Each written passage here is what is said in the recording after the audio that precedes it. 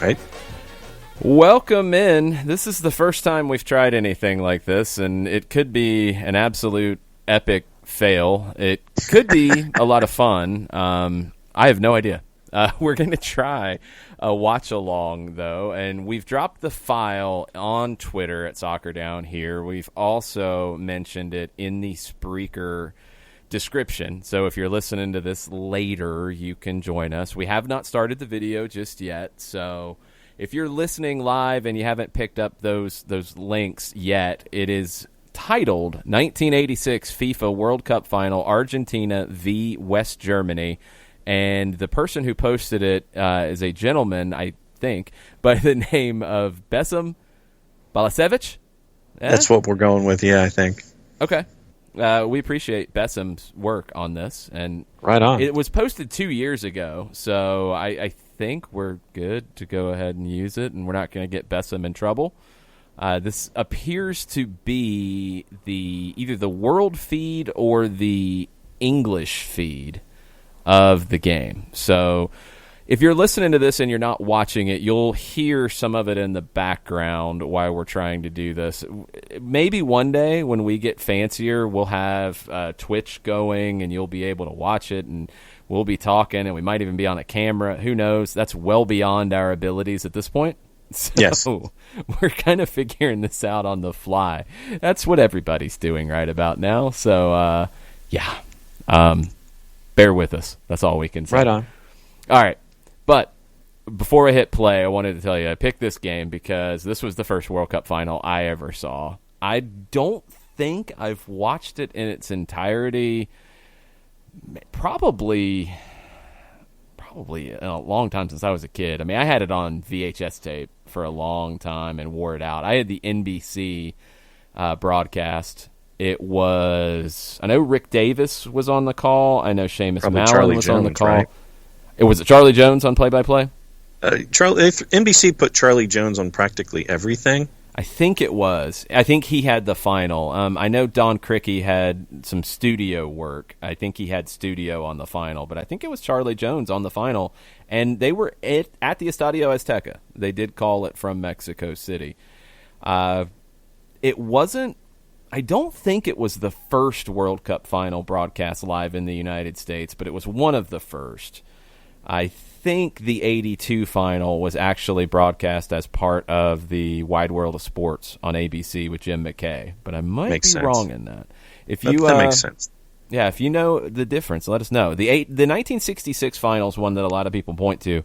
It was not broadcast live in the United States. It was on a tape delay. It was same-day tape delay, but it was tape delay on satellite. And that one turned a lot of heads, ended up starting professional soccer in the United States. This one just got me interested. I was pretty excited after this and went out and played in the backyard, tried to be Diego Maradona in my backyard in Riverdale, Georgia. So we're going to make sure we've got all the tweets and publicity and all of that out right now. Thanks to everybody who has joined us. Tweet at us at Soccer Down Here if you're listening live, or if you hear this later and you're like, hey, these guys are ridiculous. Cool. That's what we're here for. Yes. And for me, watching in 1986, it was...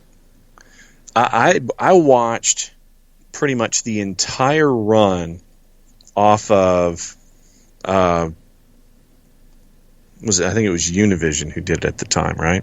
The Spanish speaking broadcast here in the States. It wasn't Univision at the time. It was SIN, like the Spanish Información. I don't know. I don't remember what the actual acronym was, but it was SIN, which turned into Univision. And Tony Tirado was one of the main hosts for the entire run, and I just remember every single time that he would toss the break, it would be a Copa del Mundo Mexico 86. It was the Spanish International Network. Okay. That was the first television network in the United States to broadcast its programming in a language other than English. And in 1986, it was still the Spanish International Network before it changed over. It was relaunched as Univision. Man, we're getting all kinds of history today. Looks like it was 1987 is when it changed over. Yeah. 87 is when it changed over. There was a purchase, and things changed a bit, and it became Univision. So there you go. There's your Spanish language TV history. Let's hit play. Yep. What's up? S-A-E-N-A. Yes. If I remember correctly. Yes, what John said. We're going to hit play on the Besim Balasevic video that's got 16,000 views from 2 years ago. I love the theme song, by the way. We might have to steal this for some of our properties.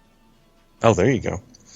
Oh, yeah, just pulled the English language. It was Charlie Jones with Rick Davis and Paul Gardner. Don Criqui was in Paul studio. Gardner, not Seamus Mallon. Sorry, Paul Gardner. Seamus Mallon was with Criqui in the studio. Okay. Paul Gardner was with Rick Davis in the booth.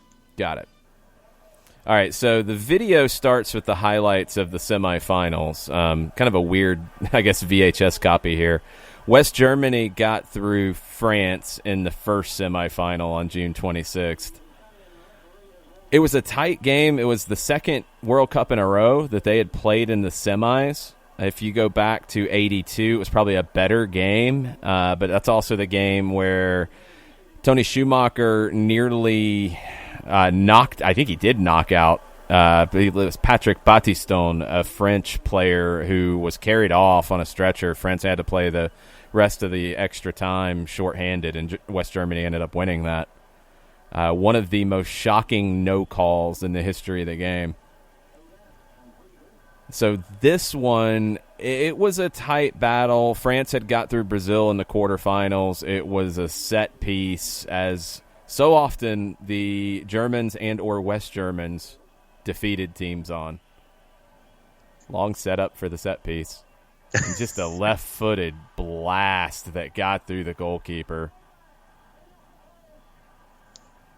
Not the way you want to go out of the World Cup if you're France. No. I mean, it's a cannon with the left foot, but you have to make that save. At the near post, too. Oh, see, now you mentioned near post again. It's bad. I like the reverse replays they did in this tournament, where they did the reverse angle. Good stuff. They were all about that. I haven't seen that in decades. More highlights from the West Germany-France game. Nice little 1-2, blocked about 12 yards out. Big save from Joel Batz. Joel Batz went on to work for the Montreal Impact, by the way. Did not know that. Yeah, he's a goalkeeper coach. Came in with Remy Gard. He was great in this tournament. He had one of the greatest goalkeeper shirts as well. I think it had like weird little things that made the shoulders look bigger. Like they weren't pads? Extra shoulder. No, it wasn't shoulder pads. It was like things that made it look like almost a space age uniform that were hanging off the shoulder. It's weird. Like epaulets? Whatever that means, sure. Like you know, when you're looking at the old Civil War general stereotypic uniforms, where you have like the ledges that hang off the shoulders. Yeah, Kefzi's watching with us, laughing about the camel ads. I forgot about camel being all over the sidelines, yeah. The France-Brazil game in the quarterfinal, the one before this, is a game that a lot of people put on the list of like all-time greatest World Cup matches. I think it took a lot out of France. West Germany got here after beating Mexico in the quarters, and Mexico, the only times they've got to the quarters were when they hosted the World Cup, and they were not all that strong of a team in 86. It was supposed to be the World Cup of Hugo Sanchez, who was lighting it up in La Liga with Real Madrid, but didn't really turn out to be that. They were good, but not what some people expected they would be. These are some really extended highlights from this Germany-France game. They are. Yeah, that's big save from Joel Batz. But no, that was one of the things when I noticed looking at all of the JVC VHS is, man, that they were not shy with the highlight run. Not at all. France threw everything at it to try to find a goal to equalize. Almost got lucky right there. But probably should have done better with it. But, when, Mexico is the host country and, they're throwing everything behind it and the fans being what they are, and then you get bumped out in the quarters. Yeah. For people who are checking in, we'll try to give you little timestamps from time to time so you can catch up with us. We are right now at the 5-minute mark in the video. It's the Besim Belisevich 1986 FIFA World Cup final, Argentina v. West Germany. Michel Platini's very upset. He's probably still very upset right now. Yeah, you ain't kidding. Yeah, he had the little fake of wanting to kick at Tony Schumacher. Oh, and that's the one right there. I mean, they were throwing everybody forward, and you're caught. I forgot about that one. West Germany ended up winning this 2-0. There you see it. West Germany's results. The Mexico win. I think most of those goals were in extra time, if I'm not mistaken. Yeah, I think that was when it was. It was in the added minutes past the 90 was when most of that happened. Denmark was a really fun team in this 86 World Cup. Danish Denmark? Dynamite. All right, now we get into the good stuff. The Argentina-Belgium semifinal. This is honestly the first game I remember watching as a kid. Okay. A lot of people zero in on the Argentina-England game from this World Cup and Maradona's hand of God and then also the goal of the century. But this was the game that I remember. I know I watched France-Brazil. I don't remember going out of my way to watch it, but I know I watched it. And I know this was the first one that I remember the World Cup semifinals are this day, because I think the Germany game was in a 2:30 time slot. And then this one was at 5:30. They were back-to-back in different places. Yep. And I remember going out of my way to watch these games because I knew they were important. And it was the first time that I remember actually having a soccer schedule of games to watch. We'll talk a little bit about Argentina and their tactics as we get into it. They shifted in the tournament to a 3-5-2, and it was pretty effective. Not quite as effective right there, though. No VAR in 1986. Oh. But the referee's very clear in making his signaling, so I like that. Confident in the call. It's halfway there. Yeah. I mean, he looks like a very respectable referee with the thick gray hair. Yeah, the gray hair adds credibility to the entire. It should. I've been officiating for 97 years, and my hair proves it. Yeah, he's got wheels, though. He can move around pretty good. Okay. So Belgium hung around for a while. This is the first Belgian team to really make a run at a World Cup. You remember who was on this side? Enzo Schifo was their top player. I can't remember the goalkeeper's name. I cannot remember. I'll have to double-check that. They didn't make the final, so we're not getting into it too deep. John Dolasar's hanging out with us, and, yeah, we got a bunch of highlights right here getting through this thing. We figured we'd use this one because it had all this extra room for people to get synced up with us if they join us live, so we're at the 8.5-minute mark now, and Da Silva, the AR from Portugal. Good graphics for the AR, by the way. Okay, so was it DeWolf, Garrett's? What are you looking at? I was looking at the Belgian roster in '86. I think Giretz was a defender, if I'm not mistaken. Jorge Valdano went on to be sporting director at Real Madrid. Jorge. All right. Justi. Yeah, this Argentine squad, second half is where it really started to pick up for them in this one against Belgium. They didn't, I mean, as you can see from the very extended highlights, they didn't give up a ton of chances. That first goal from Maradona, Pfaff. It was Jean-Marie Pfaff. Yeah. He couldn't stop Diego Maradona on that first goal.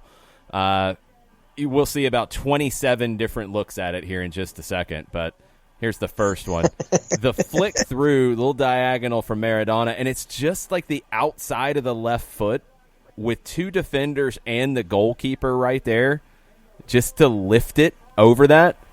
I mean, how many times do you see two defenders follow the guy on a run like that, and he's still able to flick it past the goalkeeper and open the scoring? That was the tournament Diego had.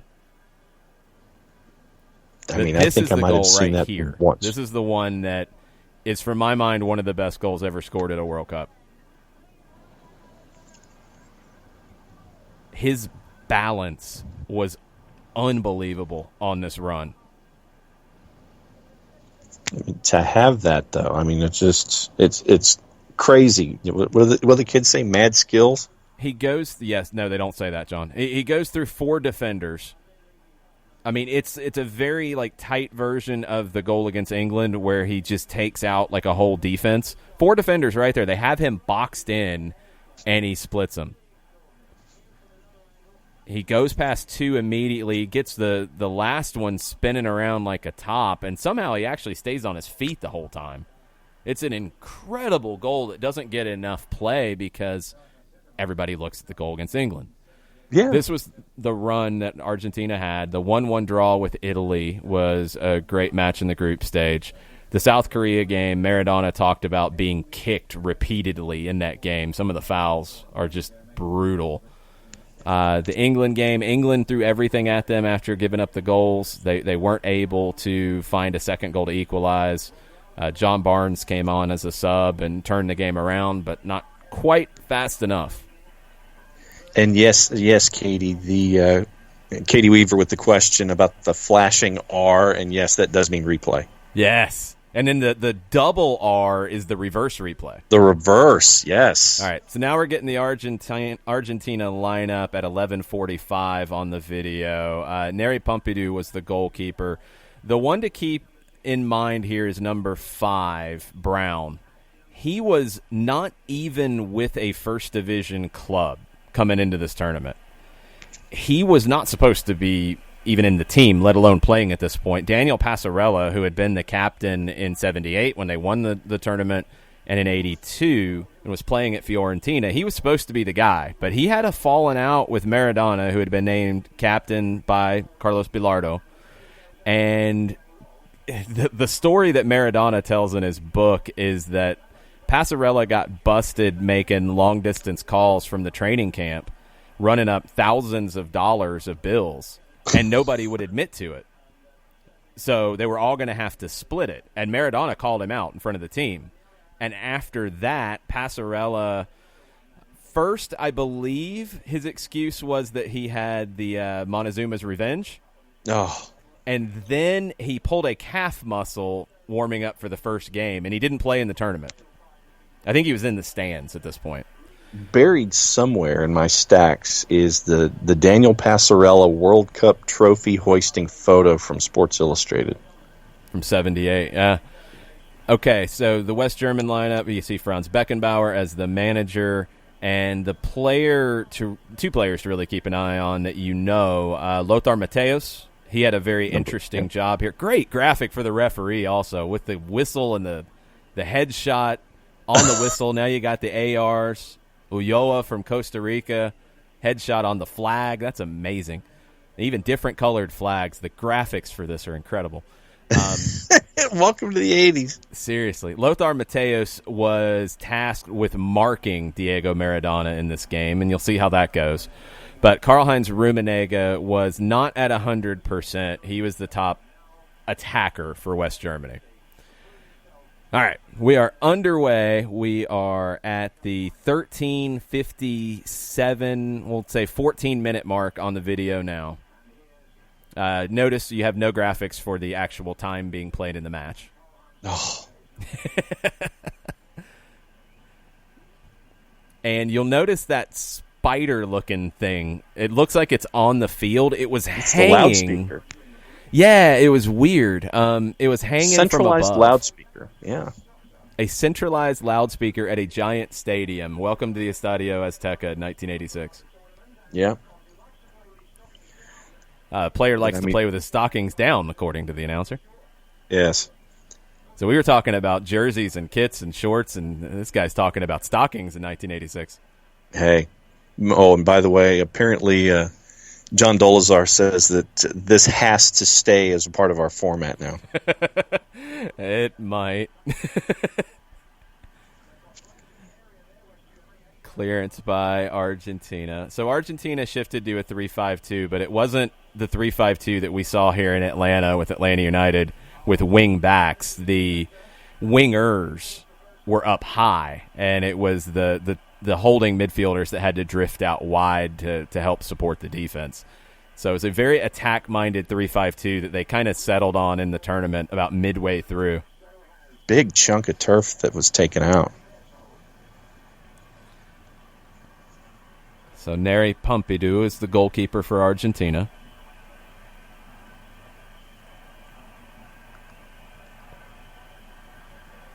The Germans on set piece is always dangerous. That was not a good one to the near post.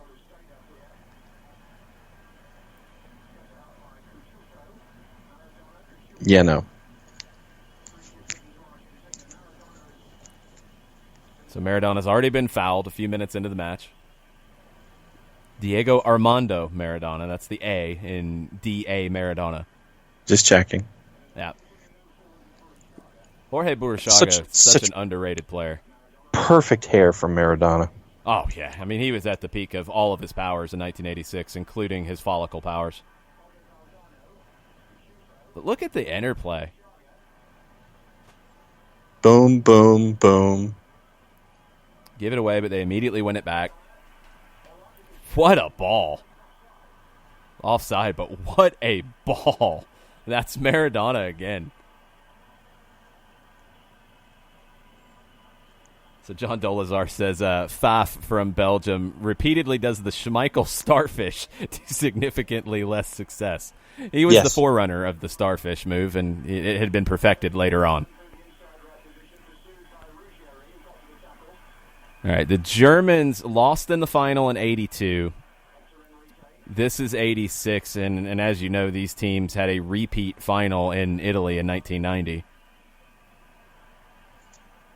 But this German group is maybe the weakest of those three.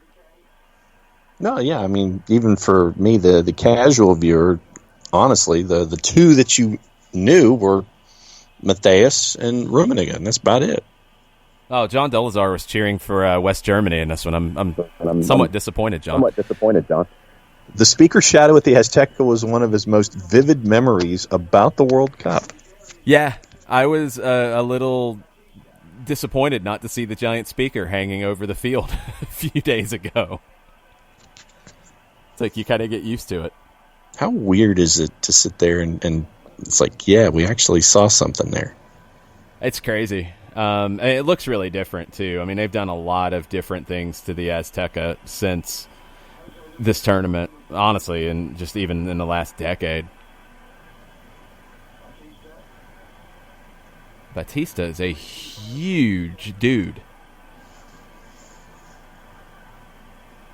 See, I could have made a wrestling reference there, but I withheld it. I mean, he kind of looked like Bruiser Brody. Luke Harper. Yeah. Alarta Cocheo was one of my favorite names as a kid. Now, Schumacher's just flailing. He's just swatting around. He got a little bit of it, but he's just swinging wildly at it. This was the one in Maradona's book. He said that after that, they were like, we got to keep putting in crosses because he doesn't seem like he's focused in.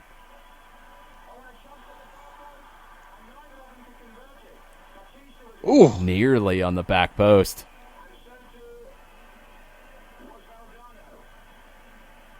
We'll see if we get a double R on this one. Not just an R. It's flicked on at the near post, just behind him.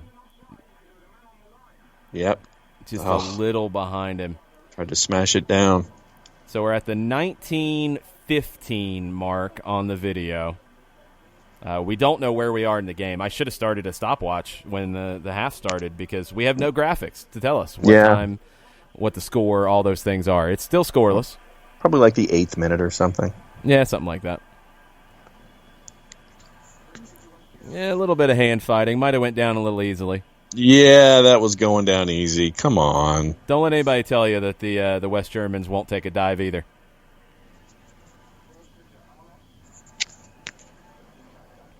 But that's all about the gamesmanship early on. You sit there and you figure out, okay, what is the official going to call? How far can you go? Especially in the last game of a tournament. Trying to figure out, you're going to hold a trophy or not.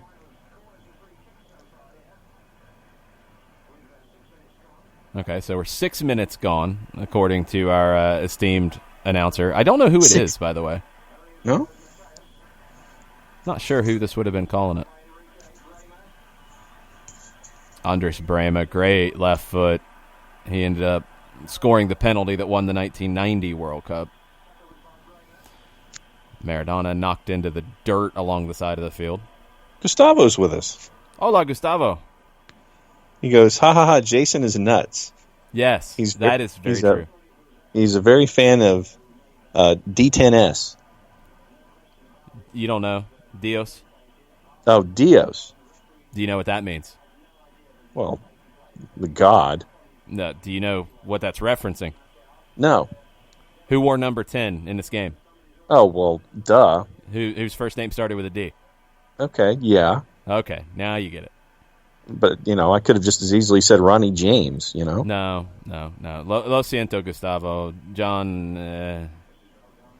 Muy loco. No, I wasn't going to go with that one.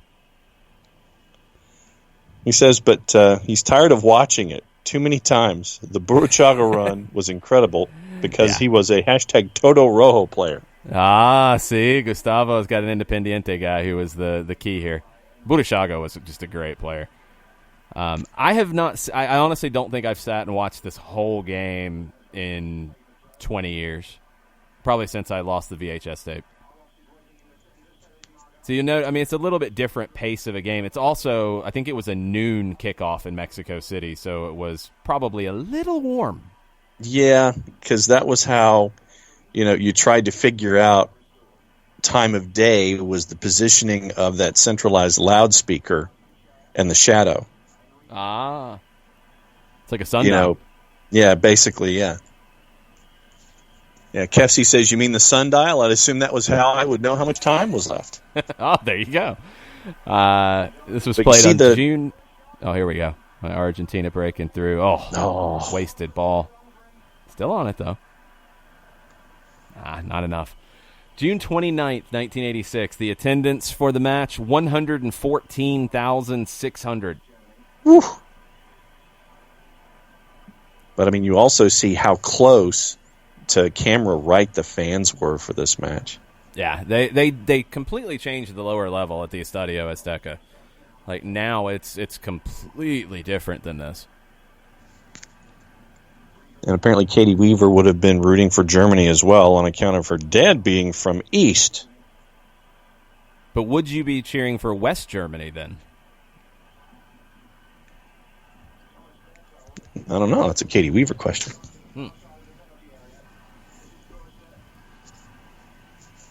So I think it was after this game that our little soccer shop in Riverdale, Georgia, you didn't have like replica jerseys at this time. No.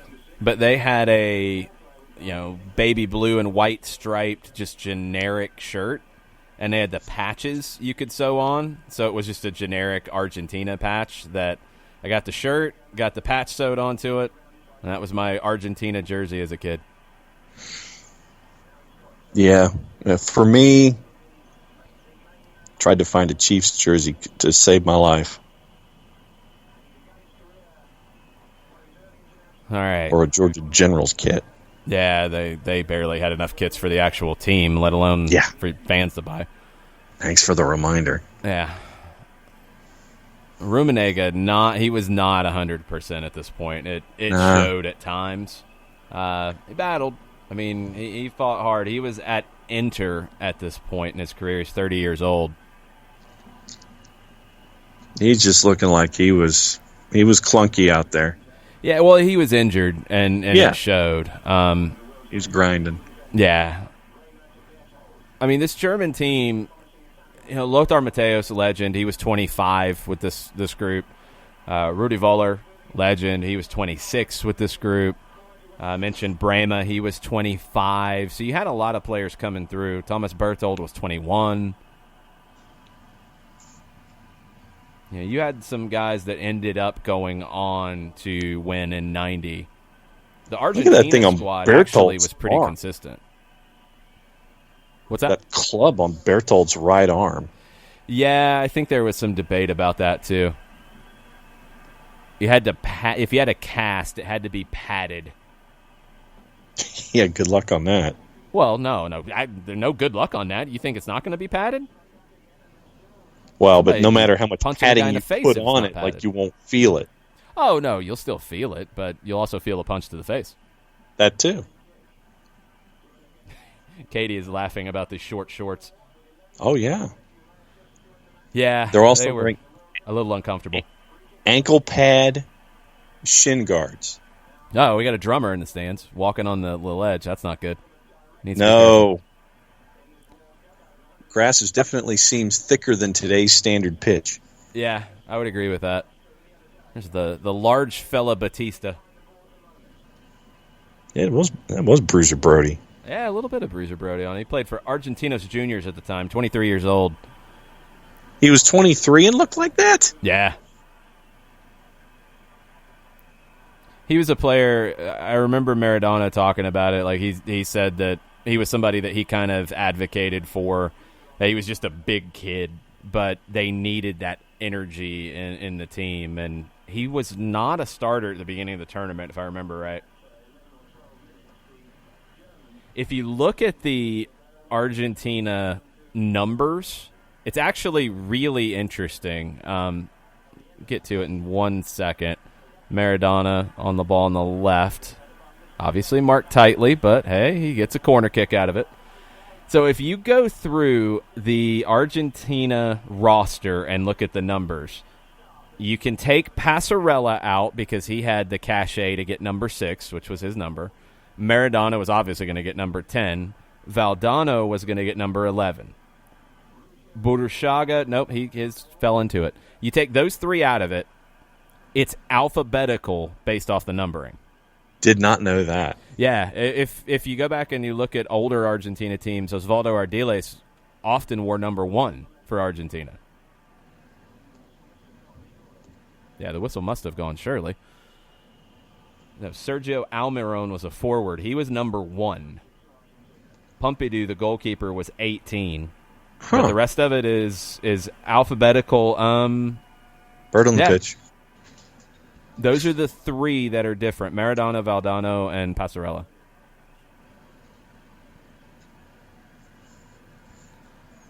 Little free kick routine. Nah, not a good one.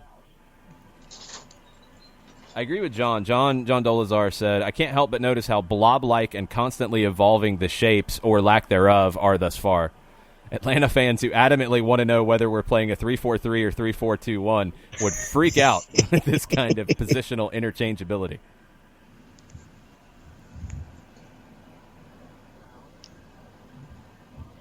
Well, I mean, when you have the talent that they had on the pitch. Yeah, but it's just the way the game was kind of played at this time, too. It wasn't as tactical. I mean, Argentina going from the... it was really a 4-3-1-2. That's kind of the classic Argentine shape. I think you're just a little bit delayed from me, actually. It was...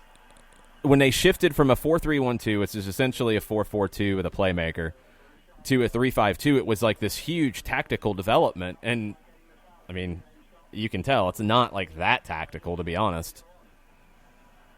Brown was the sweeper. He's 29 years old. He was playing for a club called Deportivo Español, which currently is in the 3rd division of the Argentine League. I think they might have been that or even lower in 86.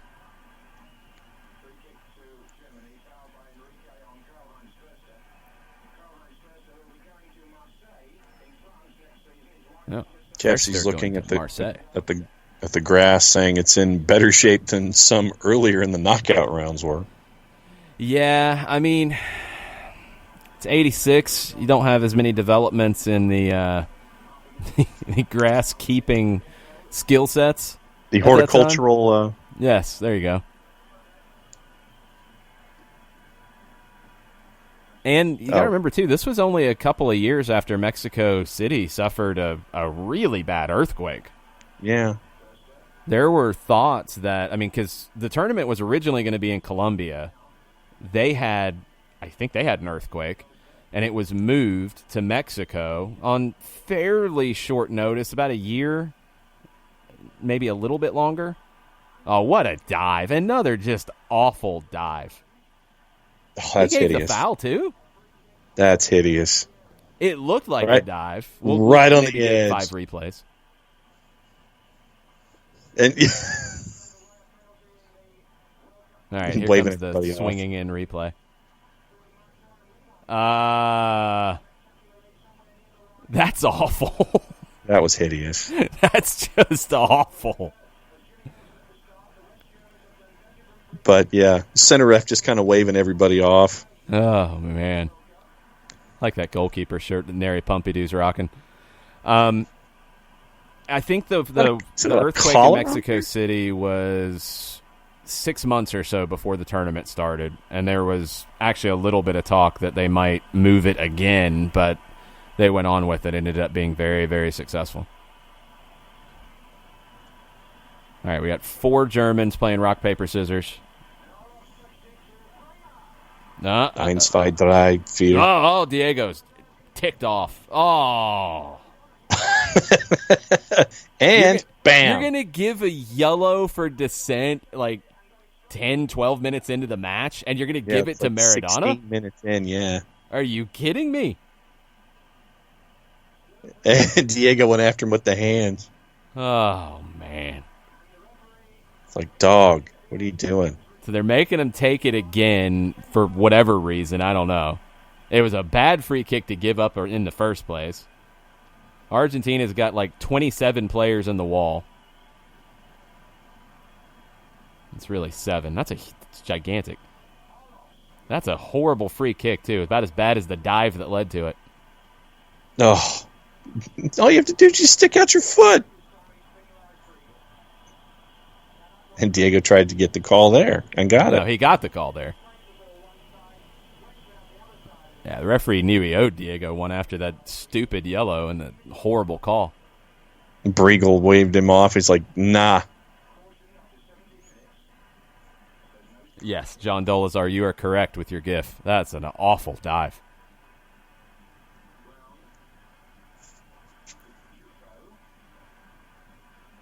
All right, so you're starting to see the shape a little bit more for Argentina emerge now. Maradona was completely free, and he went for the nutmeg, almost pulled it off. But look at him fight to try to win it back. It was a 3-5-2, but Maradona was the second forward, and he was completely and utterly free. It's like you can go do what you want. Because he pretty much carried this team to this final. All you, dog. Uh-huh. It's just artistry at points. It's a different style. I mean, it was a different game. It's not a high... Well, you couldn't play a high-pressing game at noon in Mexico City in this. You'd be out of gas in 5 minutes. Diego wouldn't have been out of gas in 5 minutes. Yeah, he would have. All of them would have. You can see the suspension cables there for the central speaker. Yep.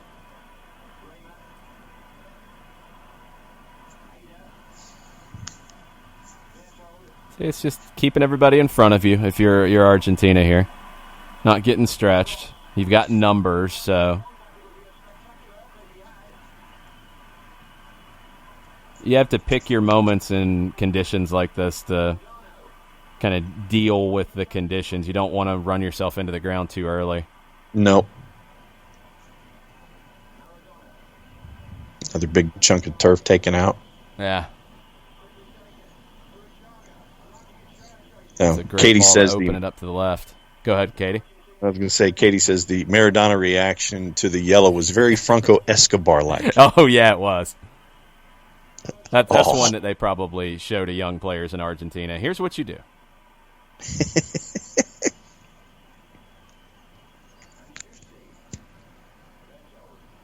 Yeah, not a good cross, but Argentina just kept winning the second ball. Sticking with it. Maradona tried to slip it through to Burshag on the run.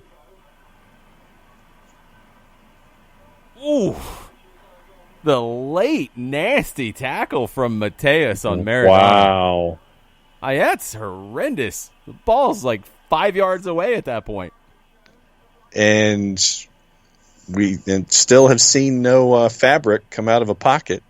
I think there was a yellow shown. He's writing something down now, so. Okay, there we go. Yeah, he's putting it back in his pocket. So Lothar Matthäus with your impressive German mullet, you take a yellow card for that tackle. Das Mullet. It's impressive. So it's Burshag taking the free kick. What a goal from Brown. What is Schumacher doing? Oh. He waited too late. Absolutely waited too late to charge that.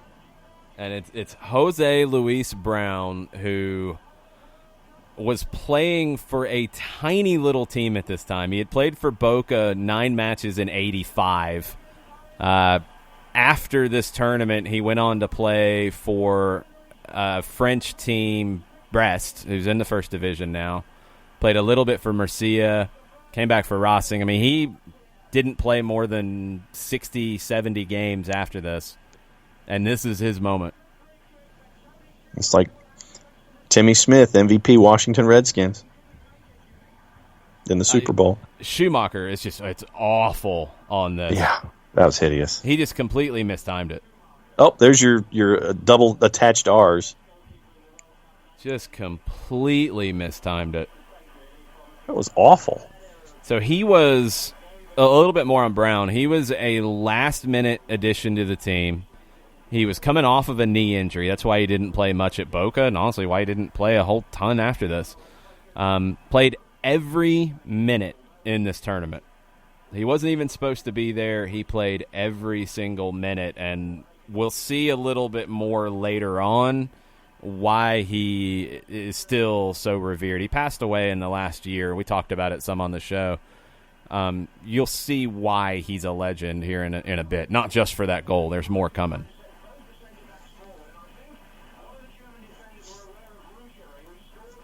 The authoritativeness for emphasizing the flag waving. Small crowd. Yeah, it's a very small crowd. Over 100,000. It's ridiculous.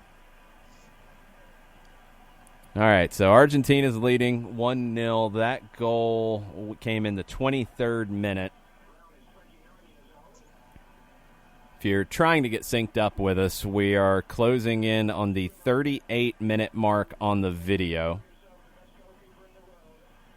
It's the Besim Balašević 1986 FIFA World Cup Final, Argentina v. West Germany. Sport Build, Gillette, Camel Cigs, Canon, Phillips. One of these things is not like the other. Opel automobiles. I don't remember the significance of the Brazilian flag on the board either. I think it was because of the 1970 World Cup where they won in this building, but it's kind of weird that it's there between Phillips and Camel. Get me a close-up. Let me see. Oh, you want to talk fantastic rugs. Yeah? Who? Brehme, the left back for West Germany? Yeah.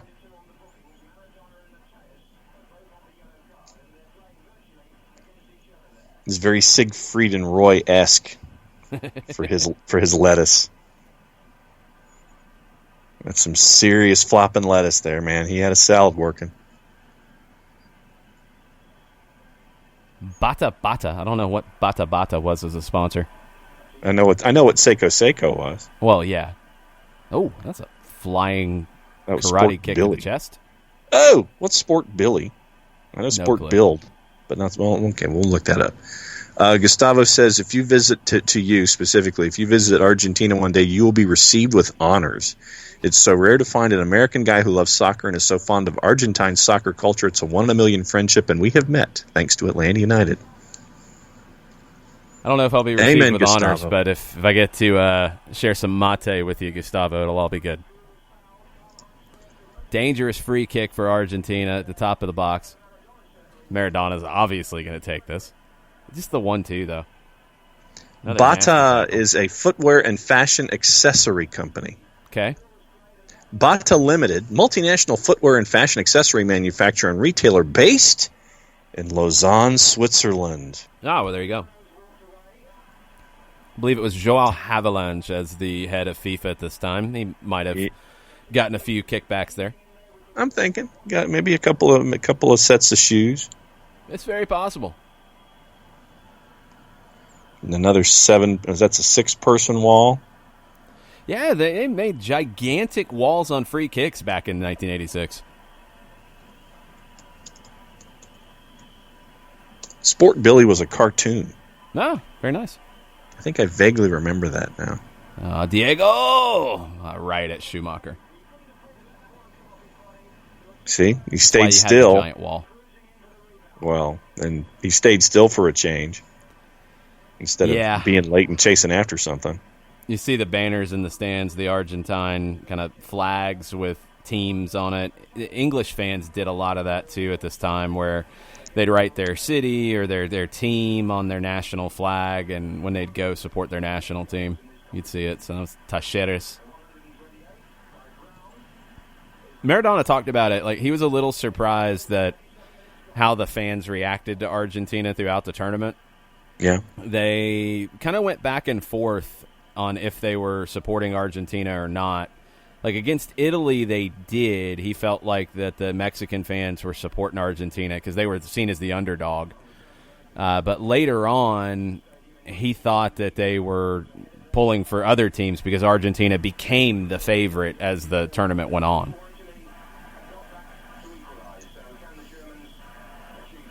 Sport Billy is from the planet Olympus. What? A twin of Earth on the opposite side of the sun, populated by athletic, godlike beings. Billy himself has a magic size-changing gym bag, the Omnisac, which produces various tools as he needs them. He travels to Earth on a mission to promote teamwork and sportsmanship. Described by the show's theme song as a hero from another planet, Billy battles the evil queen Vanda and her gnome-like henchman Sipe. Vanda's mission is to destroy all sports in the galaxy since fairness disgusts her. What in the bluest of blue hells kind of cartoon is that? One that lasted one season and aired in the 1980s. And it became a World Cup sponsor. Guess so. Because, right. it was created in Europe, actually. A Lothar European Matthäus comic is character that had a struggling presence in Europe and parts of Latin America, and then it was turned from the comic book into the TV series. That's terrible.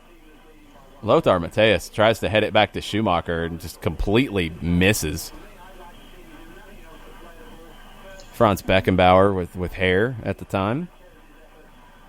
Yeah, not a bad set of lettuce. Why do you keep calling hair lettuce? What's up with that? It's a salad. That's what it looks like. What? It looks like a head of lettuce. If you had, big poofy hair, it's a head of lettuce. Pretty much. Billy's assisted by 2 faithful companions, a girl named Lily and a talking dog named Willie. Obsessed with this now. I am. I was obsessed with Bata. All that right, has Gustavo, ties to the IOC in Lausanne, Switzerland. Gustavo, that's cool. We don't have to have mate. I can have I'm not a big Malbec fan. I'm not a wine fan in general. You can have Malbec. I'll have some Quilmes, and we'll have asado. That sounds good. Oh, there you go. We actually, Gustavo, you'll appreciate this. We ate at a very nice Argentine restaurant in Mexico City last week. Steak was awesome. The morcilla was really, really good, too. If you get a chance to have good morcilla, good blood sausage, go for it. All right. The Germans have really not looked good up to this point at all. No, we're 30 minutes in, and they're pretty painful. It has been one-way traffic. But falling down. They're really good at falling down, though. Oh, that's so bad. Didn't get that one. Throw in. That's so bad.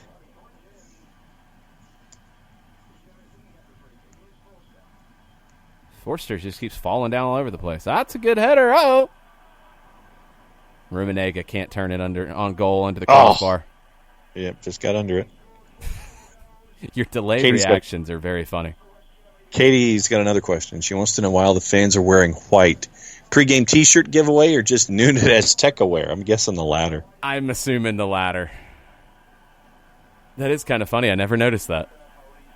Oh, yeah. Well, yeah, noon on a Sunday at the Estadio Azteca, I'd be wearing white too. 4 billion degrees Celsius. By this point, a bunch of Argentines had come up to Mexico for the final. We've played it many times, and I'm sure we'll play it again here shortly. The Panqueques chant that was in the Maradona documentary. I mean, that chant was actually at the Argentine media because none of them thought that this team could do anything in this tournament. Most people thought that they were going to go out in the group stage. And the fans kind of didn't really believe in it either. Because the friendlies coming in, I mean, the team wasn't very good. But it ended up, Maradona had a transcendent performance, and Bilardo kind of hit on a group that worked, and you had 10 guys that just absolutely, worked incredibly hard, and you had Maradona at the height of his powers. And that was enough to win the World Cup in '86. But people did not believe in this team at all.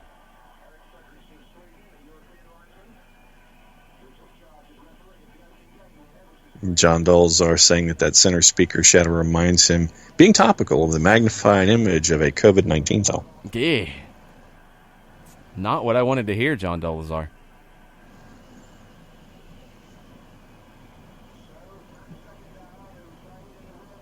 That's another foul from the Germans. Ricardo Giusti from Independiente as well. Another one of Gustavo's guys. Look at the 1-2 again. Oh! Not quite enough. Schumacher got lucky.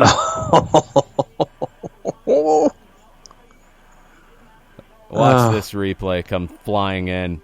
The back heel's just a little too heavy. That's gorgeous. I missed it. The announcer said that was a rather stupid thing to do. I don't know who he was talking about. What?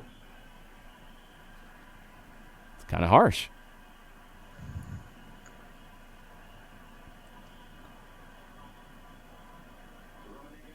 See, now you're getting me to try to figure out who this dude is who's doing play-by-play. Yeah, try to figure that out. Oh. That might have been a little excessive on the reaction there from Diego, but was it Diego? No, that's not Diego. Enrique. Very expressive after the hit, but kind of a nasty tackle.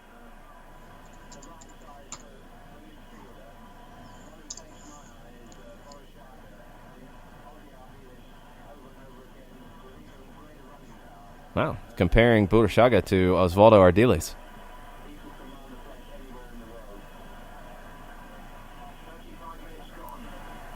Yeah, that was one thing about the game at this time as I went back and studied it. Like, you look at the Argentine squad, and they had, out of their 22, they had one player, Passarella, who didn't play in the tournament, who was playing in Italy. Maradona played in Italy for Napoli. Burushaga at this point was with Nantes in France. You had Valdano with Real Madrid. You had Pasculi, who didn't play a ton in the tournament. He was at Lecce. You had Trobiani, who was at Elche in Spain, and backup goalkeeper was at Club America in Mexico City. Everybody else played in Argentina. So you had guys who really weren't known at all to a worldwide audience. Now, you know who all these players are who play for most of the major countries in the World Cup. It's another bad attempted dive by the West German team. Oh, that's so bad. The West German diving team, this is horrible. No medals for you. Wow. I forgot about all that. Oh, they almost pulled it off.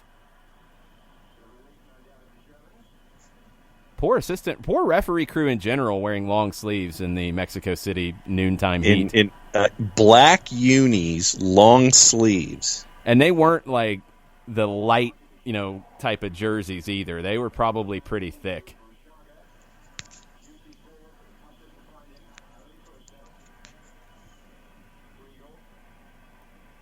I do like Mexican food, Gustavo. I really do.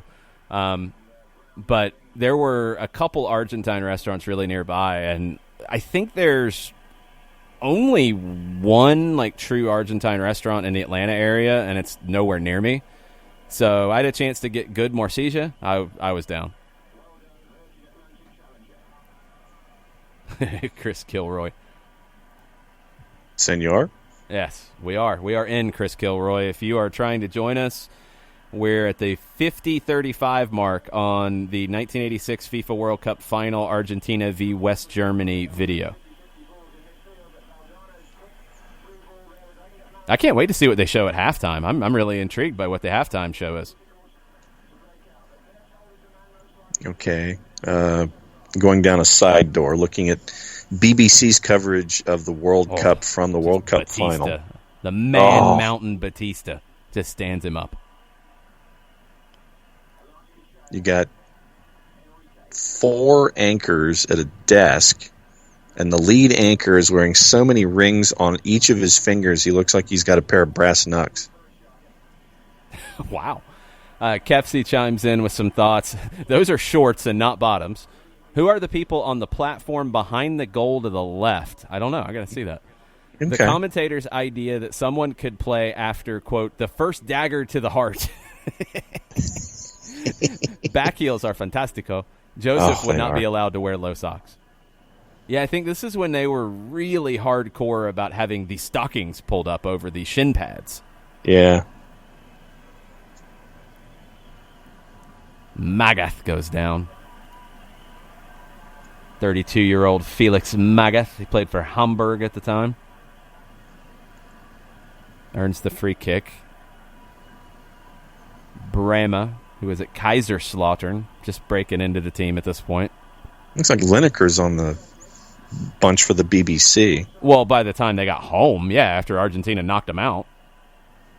Because he played in the tournament. Bernie Ulloa from Costa Rica. Complete with Costa Rican flag and offside flag. I love as a part of his font. It's just a flag. There's not a different flag for offside. But I love the graphics for the assistant referees. Attention to detail on this broadcast.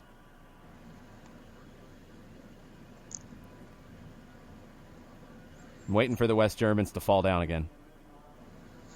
Or try to turn into the West German diving team. That's the whole point. Oh, Maradona and looking for the 1-2. He was just so in sync with Burchaga and Valdano and Enrique. The man It'd be nice if the BBC fonted these dudes. What's that? It'd be nice if the BBC fonted these dudes. Oh, you're still trying to figure out who it is. John's down a rabbit hole because that's what happens sometimes. There's another dive. Oh, that's so awful. That's hideous.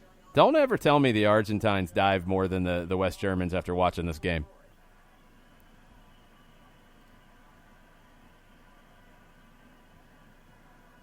Oh, they take the free kick short.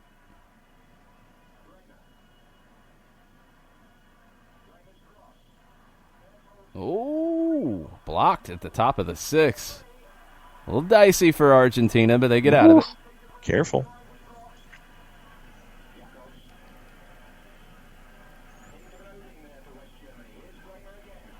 Late in the half, the West Germans are starting to put some things together.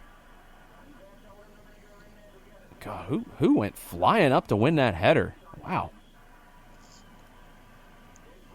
I think it was Juicy who went up and won that.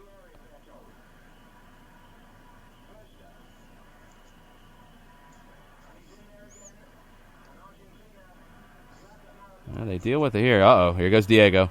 Well, they try to bring him down very quickly. Hey, the referee stepped on him.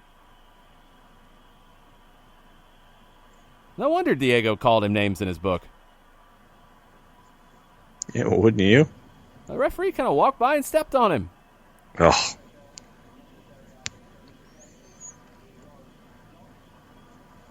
Brazilian referee not having it.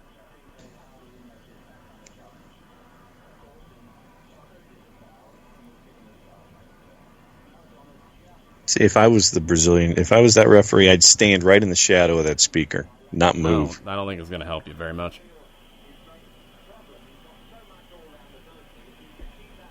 (1-0) Argentina. Goal from Brown.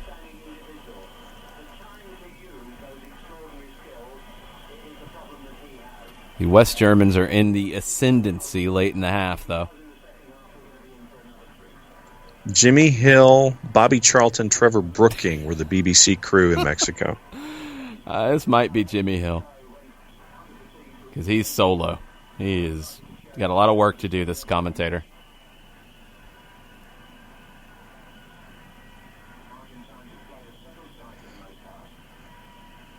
Yeah, so we'll go with Jimmy Hill until otherwise indicated. Sure. Man. I forgot about Pierre Litbarski for the West Germans. The Google machine was less than helpful there. I think that was a foul. I think Magath got hit from behind.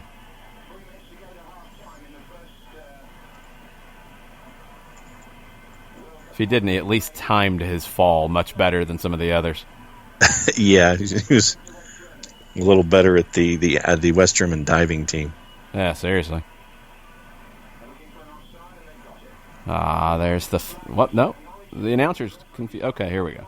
About to say, they were all kinds of confused. They did not have the headsets at this point. Yeah, he didn't call the offside. It's like, yo, dog. The Brazilian ref is like, nah, I'm not calling it. I'll grab it here in a sec.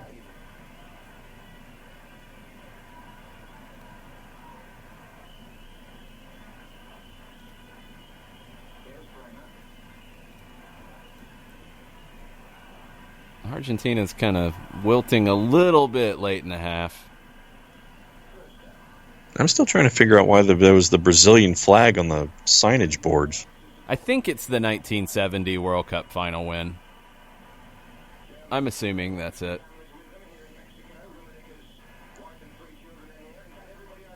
Oh, yeah, last time in Mexico okay. Yeah, last time it was played in Mexico, Brazil was your champ. Yes.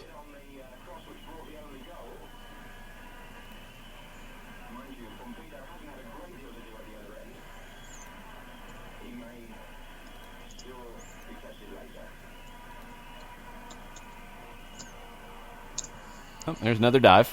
That's about 27 here in the first half. From a pike position with a half twist. That's just a belly flop. Okay, we're right towards the end of the first half, just under a minute to go, according to, we think, Jimmy Hill. Opel Automotive GmbH is a subsidiary of French automaker Group PSA. You still looking up all the sponsors? Yeah. All right. Well, because Opel, you don't have Opel automobiles here in the United I don't think it States. was cars. I think it was something else because they sponsored a bunch of stuff around this time. That's a dangerous free kick up against the end line, headed away. Mateo's shot blocked.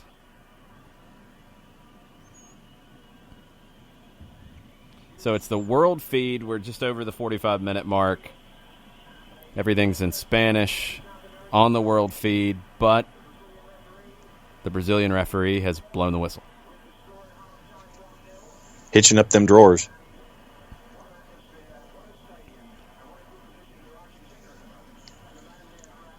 So is that the Moroccans? Tunisians. That's not Tunisia. They weren't in the tournament. Were the Moroccans in the tournament in 1980? Yeah.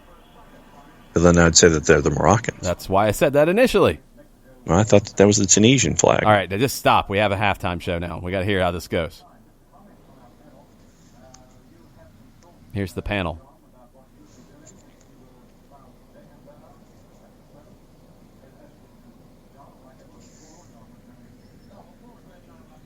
Is that a spaceship hanging from the rafters? What in the world?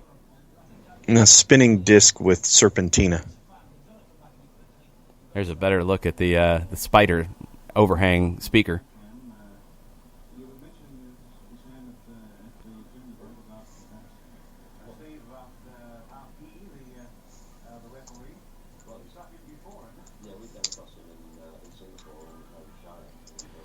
I guess they've got some former English, or maybe current English national team players in there. Didn't really identify them very well. That was the Bobby Charlton group that we were talking about? Possibly.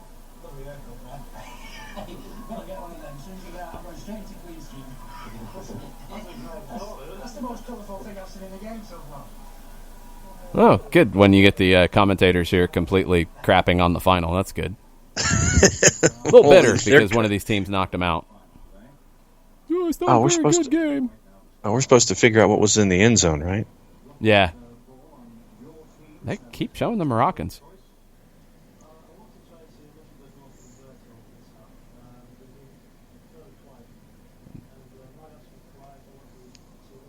I would agree. Magath was definitely quiet in the first half. Rummenigge was quiet, but he's not 100%. See, there you go. Lots of sombreros.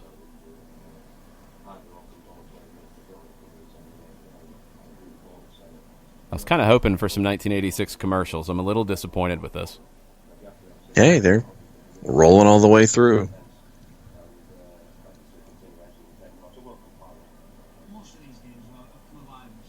I think they cut it because these guys are not back this fast.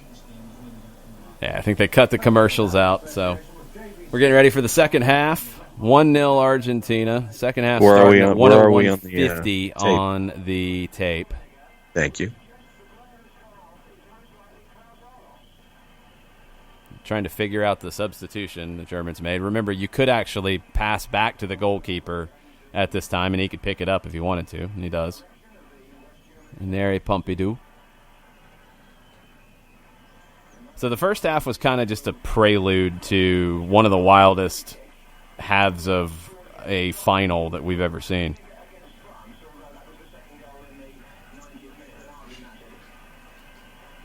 It took them almost 5 years to build Estadio Azteca. But the thing's huge. God, Batista. See, watching this back now, Batista is really standing out to me.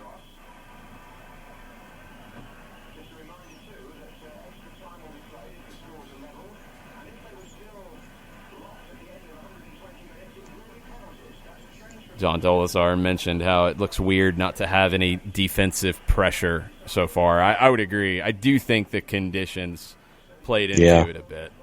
No doubt. I think you knew you kind of had to pace yourself a little bit.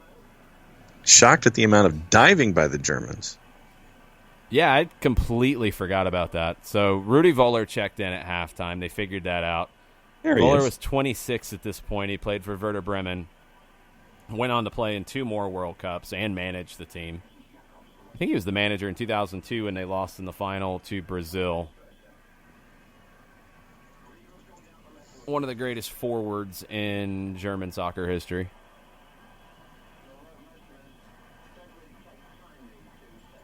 I mean, the Germans, they look like they are just lagging, laboring, just kind of bleh. It's hot. And Pompidou with that long sleeve shirt. So the story, this kit for Argentina, I mean, both were made by Le Coq Sportif, but this one, oh, nice header, shot block, Maradona again. This one had the kind of eyelet, like, it's offside. the little like kind of mesh type of holes in it, so it was really light. It was designed for this. If you go back and you look at the Uruguay game, the round of 16 game, they were wearing a dark navy kit that was actually pretty heavy, and it rained, and they said it was like wearing a sweater. And then the next game, the quarterfinal, they were set to play England at noon at the Estadio Azteca, and they were like, we're going to die in wearing this thing. Like, we've got to get a kit like the blue and white one. And they went and found fabric in Mexico City at the market, and like went and found a couple different like jerseys that somebody put together, and they picked one that was as light as possible. It had like a kind of sublimated striped outfit. Oh, player goes down on the free kick. No call. Brown might have got away with one. But they went and they bought these kits and sewed on the numbers, sewed on the Le Coq Sportif logo. If you look at the Federation patch in those two games, oh, what a ball. What a ball outside of the foot. That's just ridiculous. Yeah, that ball is sick. Burruchaga should have done better. Well, they went and got those navy blue kits. They sewed the numbers on, or sewed the patch on. They heat transferred the numbers on. It was like a silver number with glitter getting all over everybody. They made kits the day before the game. That was one of the things Maradona did the day before, was pick which jerseys they were going to go buy from a market in Mexico City. First band to sell out a solo concert at the Estadio Azteca? Menudo. Bam. Ha-ha! 1983.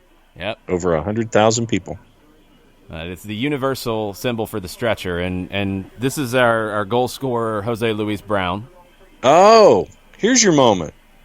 Well, no, this isn't the moment. This is the pain. Yeah. He's making the international symbol for stretcher, the referee. Pompidou's like, get that thing out of here. Brown is writhing in pain. He is now not the in a happy referee is place. dragging the stretcher back into place. That's crazy. It's like, you're getting on it. And the team doctor's moving the arm. Brown is in a lot of pain. That is a world of hurt. So they help him up. It's not the elbow, it's the shoulder.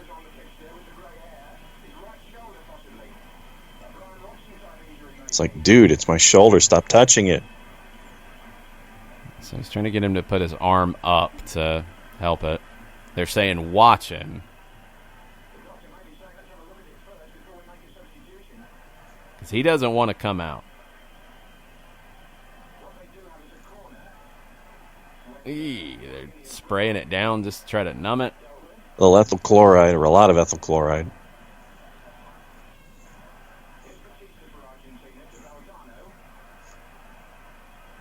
You can't let the West Germans break now because you're playing a man down. Batista just comes through kicking everything. Pushing everybody, plowing through. You got to, though. It's actually really smart because Brown's out off the field. Yeah. Now he's back on, and you notice he's got his arm kind of tucked in. I think it was before he went back on, he bit a hole in his jersey to stick his thumb through it to hold his shoulder in place. It's a maniac. Wasn't there the recent tribute to that? Yeah, we'll get there in a second. The man bit a hole in his jersey to continue playing in the World Cup final. Mm-hmm. He went up and won that header. Shoulders completely out of place. And he's continuing to play on. After he passed away in the last year, they did a really cool tribute where every captain of a team in the Argentine Superliga, they had a little ceremony before kickoff where they came together and they I mean, it was already like cut, but they symbolize like biting a hole in a jersey and putting their thumb through it because he's that revered in Argentina for his performance in this game. I mean, this is early in the second half. Yeah.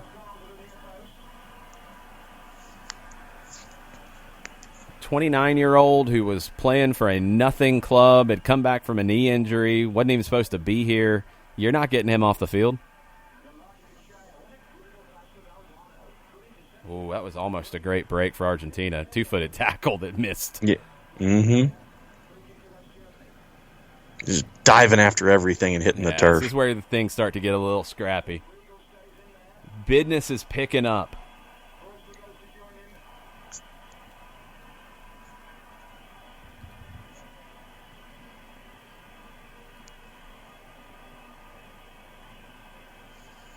We've not figured out answers on everybody wearing white shirts yet. Still efforting Kefsey and Katie. But I still think it has to do with noon. Yeah, I do too.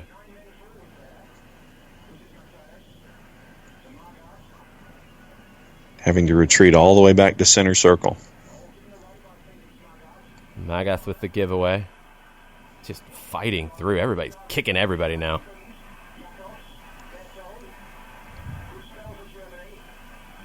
Bruiser Brody. See, there you get a better look at Brown. Brown's shielding the guy off on that side with his shoulder dislocated. And he felt it too. His thumb in his kit. Oh. Look at this man. Oh. You can see it there. Yeah. He's made a sling out of his jersey to continue playing.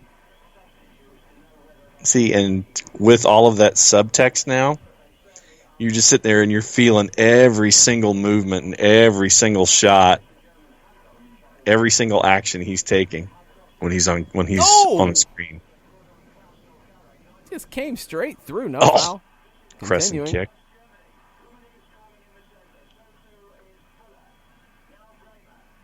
I think by this point, Mateus had stopped marking Maradona and was just playing out wide on the right and diving. Oh, they got it. Man, they're getting every call. That's not Mateus. That was Eder, 30-year-old for Bayern Munich. They're all friggin' diving. It's like belly flop at the community pool. Who can make the biggest splash? Ton of set pieces for the Germans, and you never want to give the Germans set pieces.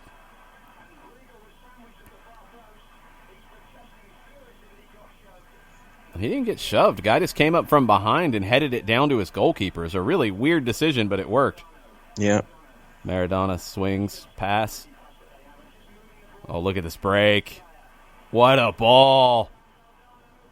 What a finish. Valdano. Oh, what man. What a ball. I think it's Enrique. Look one way, deliver it the other. Maradona started it, gave it to Enrique. Just that perfectly weighted ball there. Takes two defenders out. And Valdano, the composure. Just waits till Schumacher comes out, picks his spot, and buries it. Look to his right, delivers to his left. The no-look pass. Yeah, the no-look pass is a really underrated part of that. But what a finish from Valdano. He's made it look so easy. So it's 2-0. That goal came in the 56th minute. Looks comfortable right now for Argentina.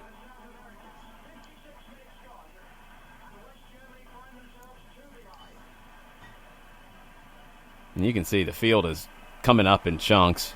Mm-hmm. Ball's hopping all over the place. Another dive. We're up to 57 dives so far in this match. I'm shocked.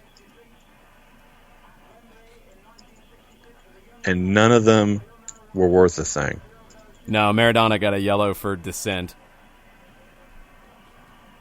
Yeah, the Escobarian yellow. Yeah. Yeah, a little bit of a push in the back there.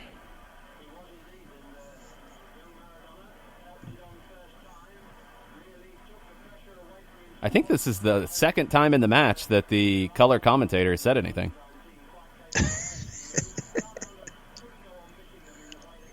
Another trip. Free kick Argentina.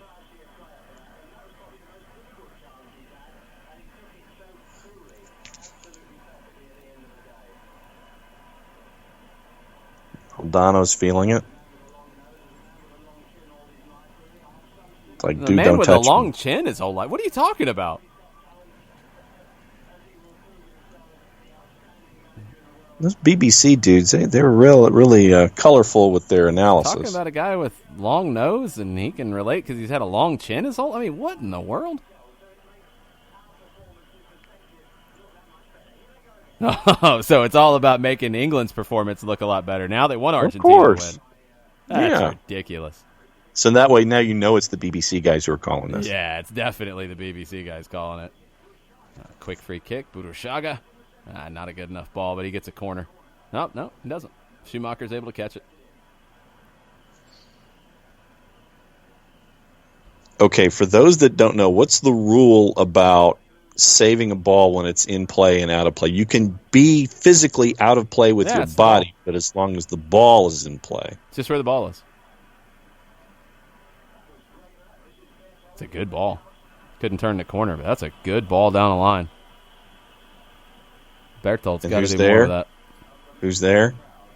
Brown's everywhere. He's the sweeper in this. So in the 3-5-2, he's sitting behind. So the Germans are playing two forwards. The two defenders with Brown are marking the forwards. Brown is free. So he's always kind of behind the line, cleaning everything up.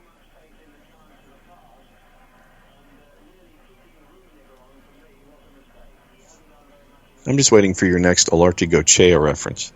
It's one of my favorite all-time names. Oh, man. Nah.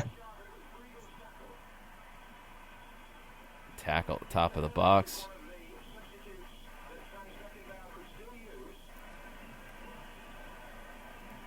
So, yeah, the Germans had already brought on Rudi Völler.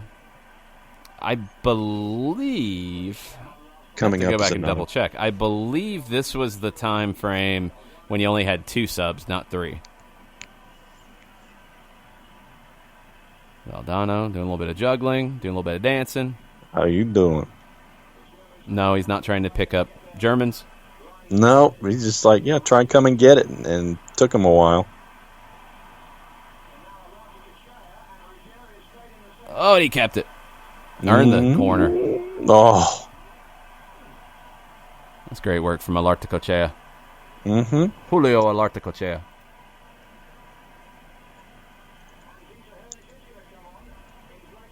Here's your sub. Dieter Hones.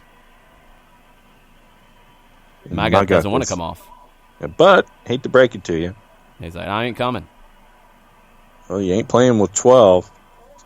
Oh! Foul on Schumacher. Oh, wow.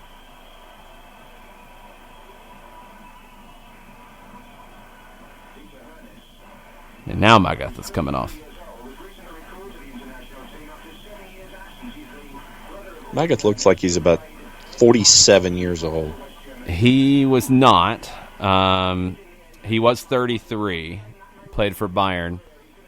He said it had been 7 years since he had been with the national team before this. Dieter Hones, the unmistakable figure. His eyebrows are unbelievable, Dieter Hones.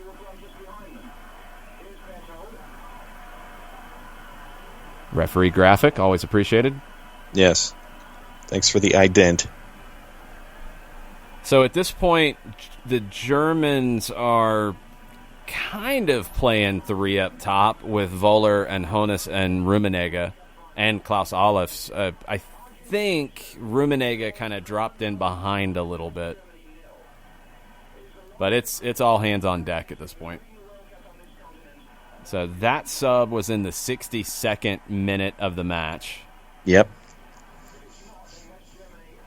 We're just over the 119 mark on the video. Enrique had himself a game in this as well. Hector Enrique. He got a free kick. German's getting a little frustrated. Briegel's not happy about that. And bam. And that sounds Peter Briegel calling me right now. It might be.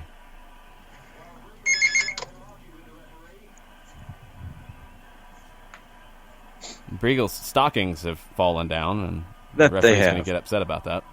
We need some elasticians here. No.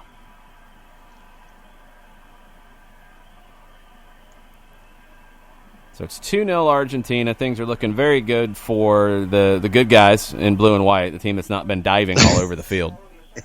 And yes, I am a little biased. Sorry, West German fans.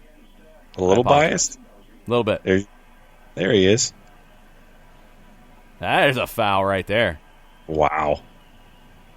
Just gets the forearm across the head. Body check. Yeah, sure. You're at that point Parker, in the match. Oh, I didn't know that Hardy Boy Parker Stevenson was a part of this. Yep. Nobody knows that reference either. I believe that was our boy Norbert Eder. Valdano juggling again. Here comes Jonas. And he dives straight away. Joins the diving party, earns a free kick. Oh, it's John Motson and Jimmy Hill. There you go. Now we get the commentators showing up on the screen. Yay! You know, it's only the 65th minute, but it's all good. Yeah, really. No respect for the commentators on this broadcast. Well, and we'd like to have proper ident, We'd like to talk about dudes when we can, and the flag is up. Kick. Really poor.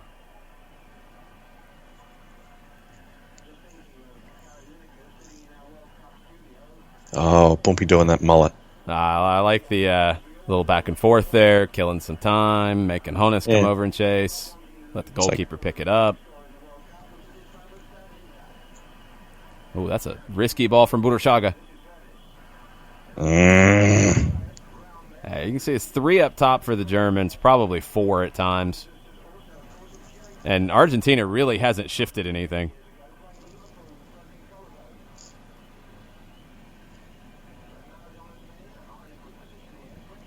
Maradona's men. Oh, that's a good turn from Rudy Vuller. Brown, one-armed Jose Luis Brown gets the clearance. Good turn on Cuchufo there.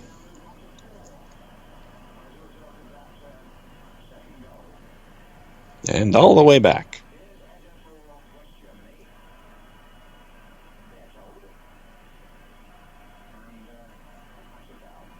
And that's a foul.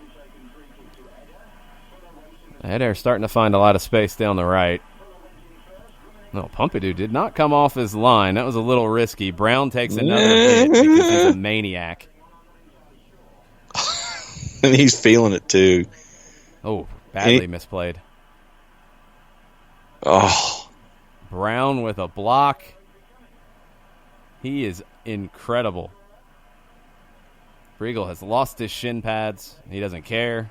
No.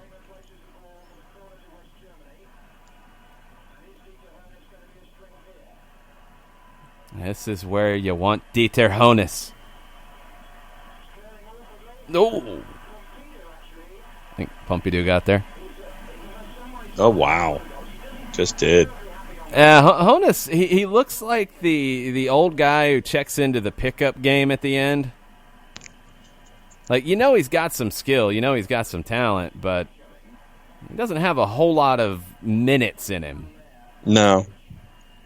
The microwavable Dieter Jonas. He's got the wily old man game. It's like he knows when to turn it on, knows when to be wily to draw a foul. Well, here comes Enrique down the right after a bad header. It's a good ball. Ooh. Needed more out of that header, Jorge Valdano. Ugh. Valdano went on to write a column in Madrid. I think it's Jimmy Hill. He's very intelligent. That's correct. He went on to be the sporting director for Real Madrid. He wrote a column for the local paper. He is a philosopher of football. Yeah, so it's either John Motson or Jimmy Hill.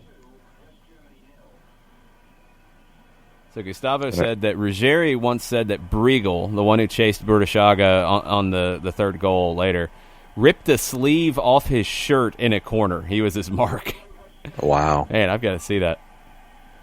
Argentina could not make the lap of honor that day at the Estadio Azteca. They had to climb like halfway up the stadium to get the trophy.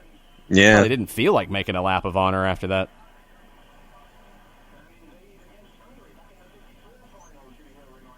KFC says I had Motson. It's Motson as the main announcer. Jimmy Hill. So Motson's doing play-by-play? Yes.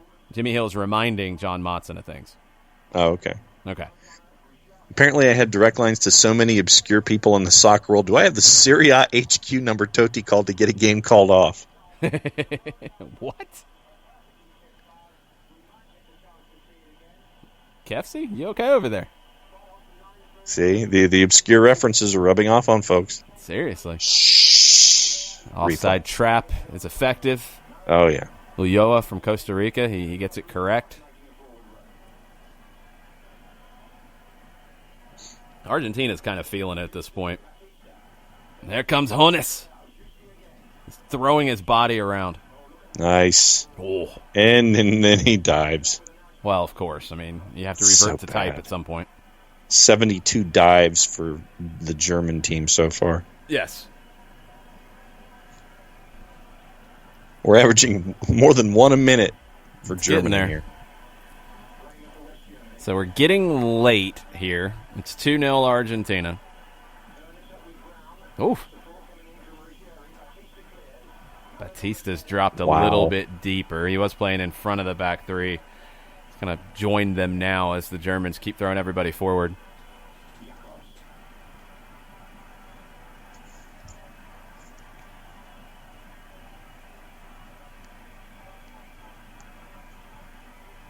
Really, I mean, the Germans are most effective just lumping that ball in and trying to find the knockdown. Jonas. That's nice work by the Germans. Not good enough on the final ball. Brown goes up and wins it again. Oh, he almost pulled the move off. Didn't get the handball. I think it was in the breadbasket. I don't think it was a handball. Jonas is just throwing himself around. There's Brown laboring still.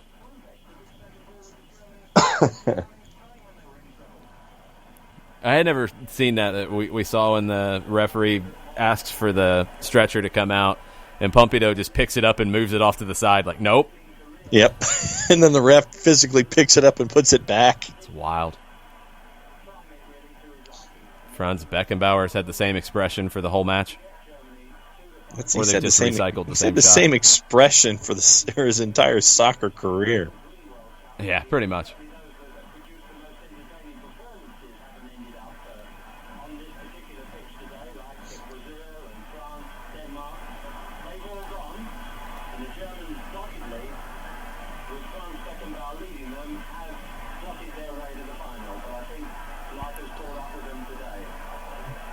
Oh, looked like a...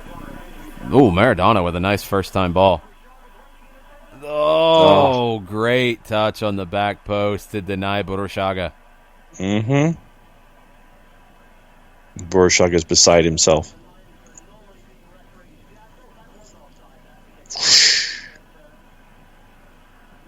Great ball across. It's a great first-time pass from Maradona to set it up. Getting the end zone shot from the flashing all of R. the photographers. I know.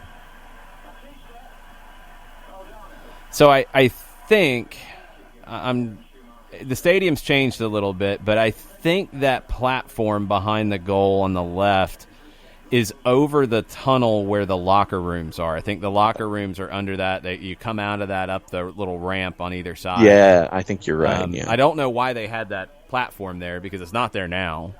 I'm not exactly sure, but that's the part of the stadium it is.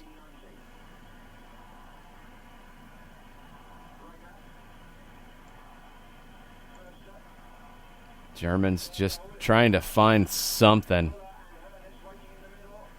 Oh, Pompidou was stumbling a bit off his line. He got there. Well, I mean, you see that alleged grass is more dirt, and you've seen him spin his wheels a couple times in the second half. Yeah, that time he definitely did. That one is blocked, so it's a corner.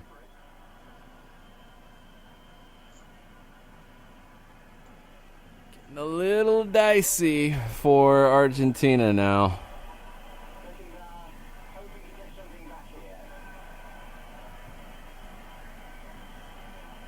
Brema. Oh, no, there it is. That's Rummenigge. Oh. Just flicked on at the near post.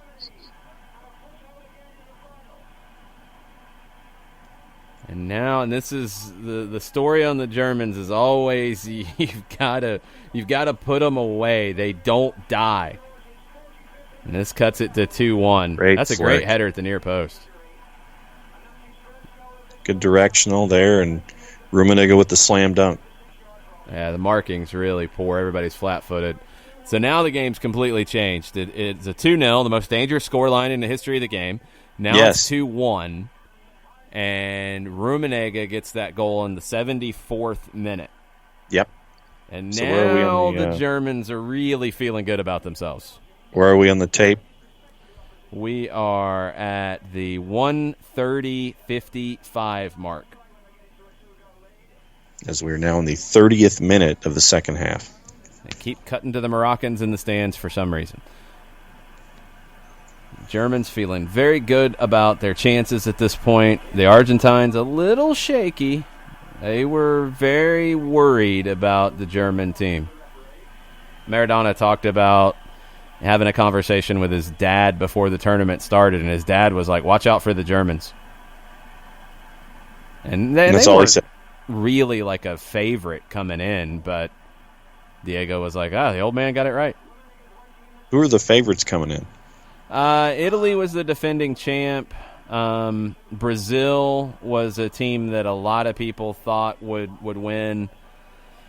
I'm trying to think who else was. France was really fancied. I think they were the defending European champions at that time. Probably Brazil and France. A little bit. I mean, the Germans were a top team. The Italians were a top team. Argentina was not considered that. I think the Russians were considered pretty strong. You can hear the crowd kind of starting to really pick up at this point. Yeah, Kefsey says, yep, they pulled the dagger out. They're just fine. Yeah, they have. Rummenigge is like, seriously? Yeah, well, the Germans have dived 85 times, so the Argentines get one too.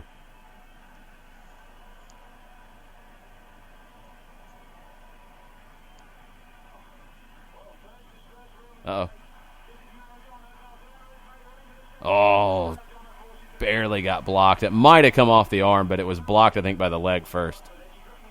Yeah, I think it went off the leg and then up in the deflection and then off the arm and out. Yeah, that would have been a pretty tough call.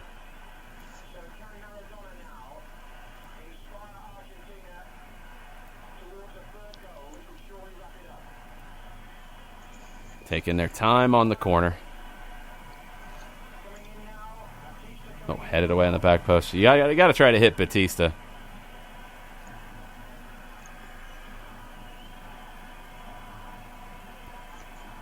Lots of walking to the ball at this point.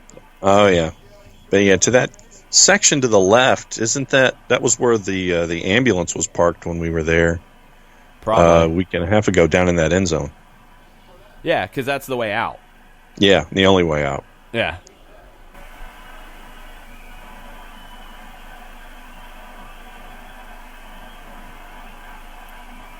Crowd is really getting into this at this point. And the Germans are starting to get some momentum. Nice tackle. So Larticochea with the tackle on Berthold.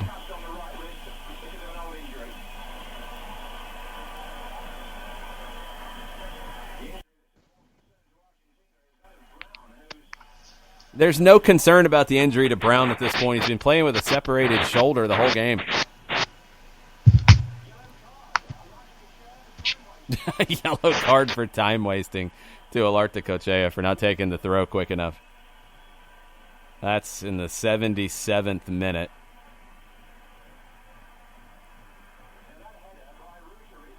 What a header from Ruggieri. Maradona just couldn't ever control it, and he's body checked and goes flying. No call. Damn. It's Forster. Yeah, I mean, just absolute body check, and he goes horizontal and no foul. But the header from Ruggieri went 40 yards out and picked out Maradona.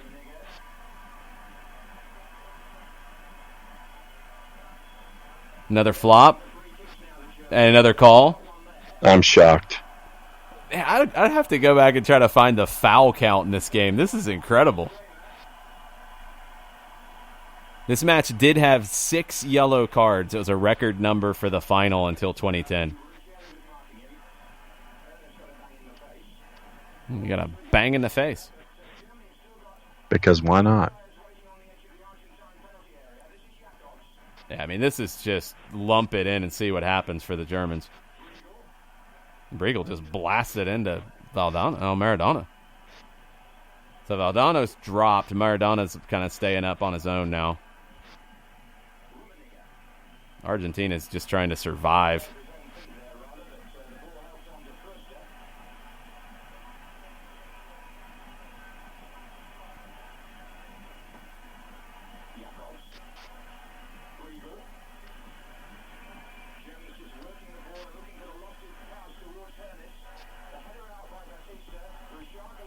Every time Argentina tries to break, they look dangerous. No doubt. And then you get a cross-body block from the German defender. Yeah, push. And a push. You pushed him. You caved in his head. I think it was just a push. Maradona's just making sure the hair looks good. Oh, yeah. And it did not move. It's very full-bodied. What a ball from Enrique. We've said that a few times. Oh.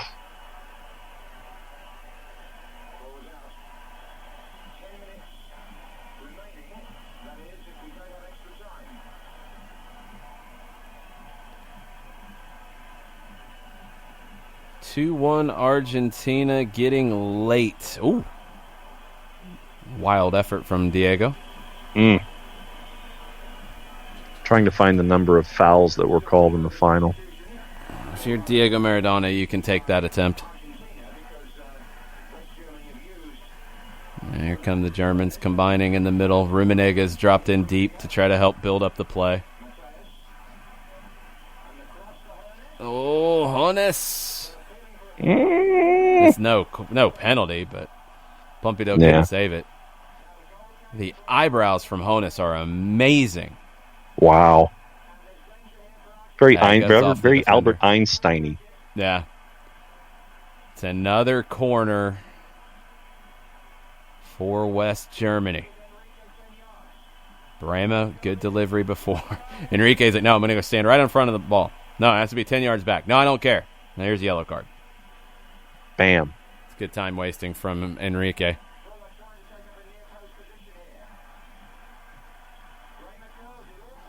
Oh, no, it's 2-2. Again. It's the second ball. So good on set pieces. It's the substitute Voller, 81st minute. 2-2. The most dangerous score in soccer. Because it is. Except it's not. Pompidou's late again.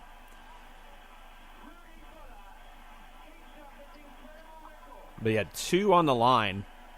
That's what kept that onside. It's really poor defending.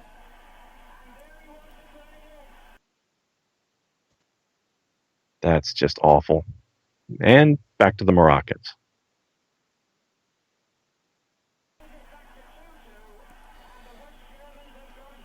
Two on the line. Opened up all of that space. Still.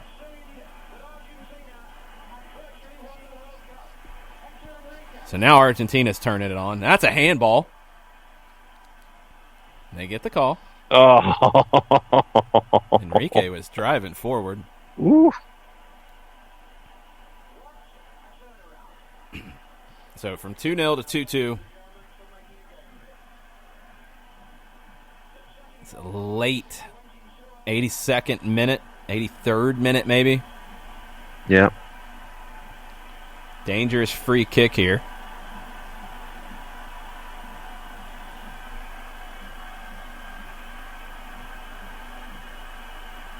Into the wall. And they all jumped up.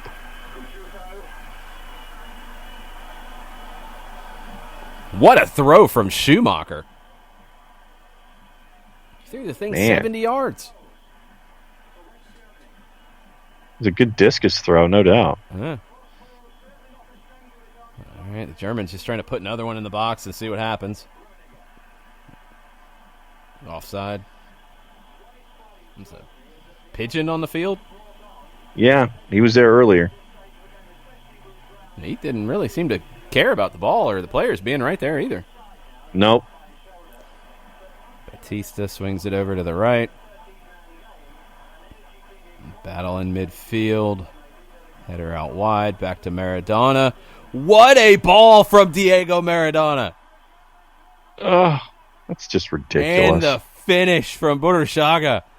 You get punched in the mouth twice, and it goes from 2-0 to 2-2, and then you don't care. You pick yourself up and score that.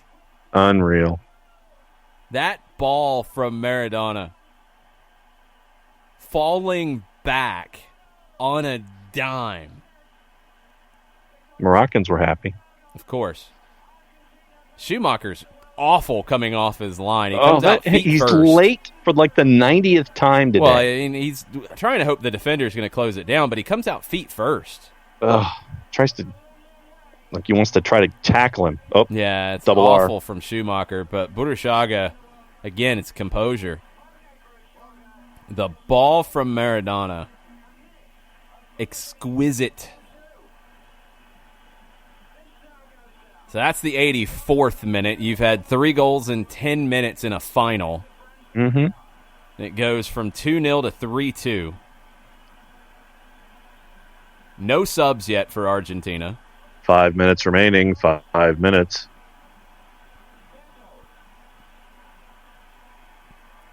And now get ready for Thunderdome. You ain't kidding, brother.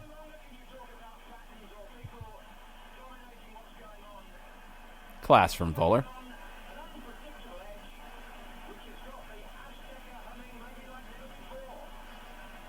Now it is every bit of time wasting that you can possibly do. This is your master class Referee here. wants no part of it. It's like, and don't touch me either. Pompidou's like, no, it's okay. It's okay. It's all good. I'm just walking dog. over here. Dog, I'm good. I'm coming over here. Yellow card. Bam. 85th minute yellow for Pompidou. Well, at least Pompidou has finally untucked his jersey a little bit. You're down to the fun part of the match now.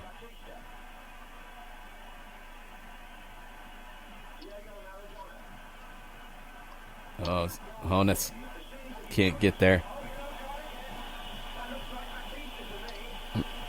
What? Where's this one coming from? I don't know who that one was to. I don't think there was a yellow there, actually. I think John Motson's freaking out. There's no yellow on the official board here that I'm looking at. Just wave after wave of green shirts at this point. Oh, nice 1-2. That's a wall pass right there. Mm-hmm. Yeah, there was no card after that. Yeah, Valladano. Good interplay here. Maradona, there he goes. Off balance. What? It's a penalty. Oh, well, but that splashdown from Maradona. Or they don't give the penalty. They don't give the penalty here.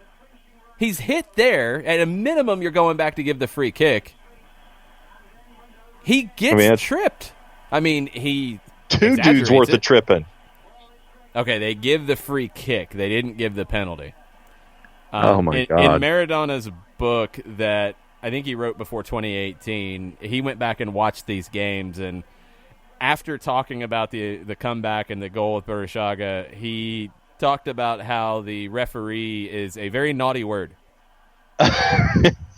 But he actually said the naughty word. Oh, yeah. It's a translated book, obviously, into English. If you've seen Bull Durham and the magic word that Crash Davis used to get thrown out, you know the word. Yes. Throw me out. Yeah, it's that word. Maradona's still mad he didn't get a penalty there. Ugh. So 3-2, he doesn't get the penalty. Time's running down. The Germans had come back from 2-0 down to cut it to 2-2, and then they get just a great counter. And Burushaga goes into the record books. Kefsi with a couple of legitimate points. Okay. The Sundial's moving out of the center circle. The Germans are running out of time. That's a good point. And what is it with the Moroccans? It's the most important unanswered question with this game. Yeah, I don't know why this feed is all about the Moroccan fans. Gustavo said, I think, to be honest, that Germany 86 was a great team with a poor performance. I completely agree with that. Maybe a little bit in between generations. Here they come again, trying to find an equalizer. Brown again. Oh, toughest lead in soccer. 3-2? Yeah, the 1-goal lead. Yeah, anyway. The referee is all about time wasting here. It's like, come on. It's like, you will throw this back in. Okay, so we're Not so right at much. the 90th minute mark. Argentina is going to make their first substitution. And these guys are like, oh, it's got to be Brown. He's beat up. It's got to be Brown. He ain't coming off. Trobiani for Burushaga. Brown's not coming off. What can Brown do for you? Everything in this game. and you watch Burushaga, he's getting as far away from where he needs to go off as possible. What is this physio dude throwing at everybody? Who knows? It's everything you can do to try to waste time.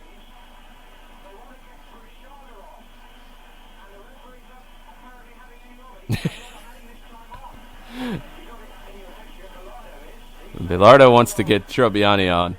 Now he's going to get him on. Burshaga's going to take every bit of time that he can.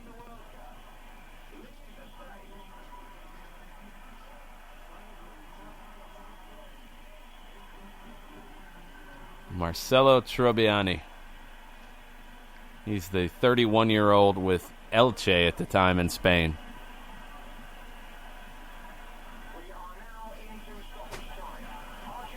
Stoppage time at the Estadio Azteca. John Dolazar, the Germans look slow and undisciplined, but set pieces. Credit to Argentina, of course, but Germany was clearly out of gas after taking out France 2-0 in Guadalajara in the semis. Goalkeeping was terrible on 4 of the 5 goals. Can't say I remembered the 16-man walls. Yeah, the gigantic free kick walls is definitely standing out to me. Gustavo said this was the only time that Argentina beat Germany in a World Cup. From 1990, they always won. It's their all-time nemesis. But you got a World Cup win against them. 90, they got their revenge. And in 2014, the Germans beat Argentina in Brazil. That was the one that hurt.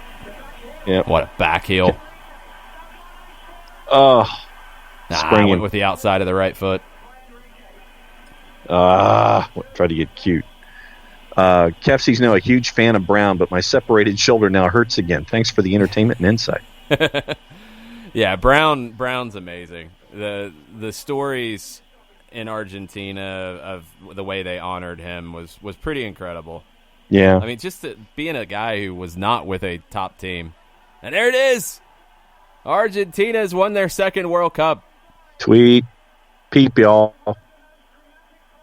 People just running onto the field everywhere. And everybody's hugging everybody. It's absolute chaos at the Estadio Azteca.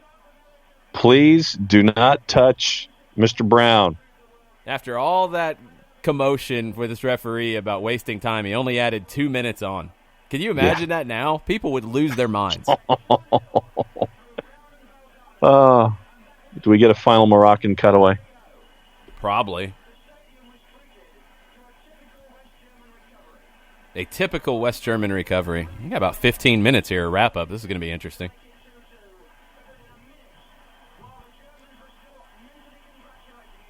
Well, how much of it is going to be referencing the staid British performance in the tournament? Maybe.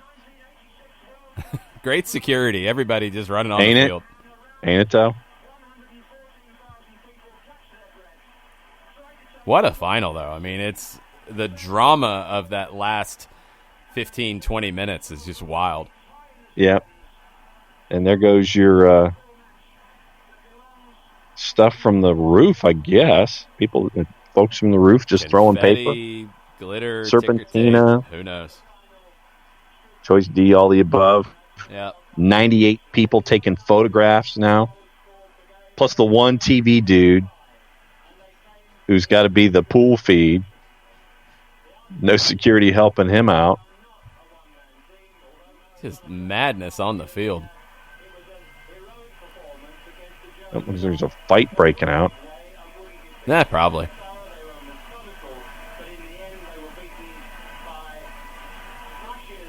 These overhead scenes are pretty wild.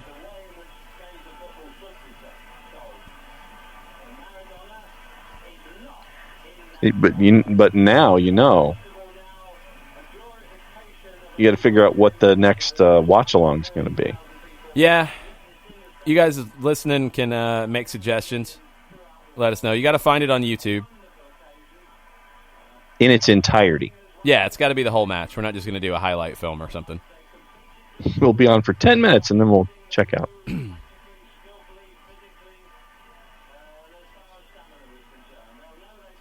Standing on the wall, going nuts. That's dangerous.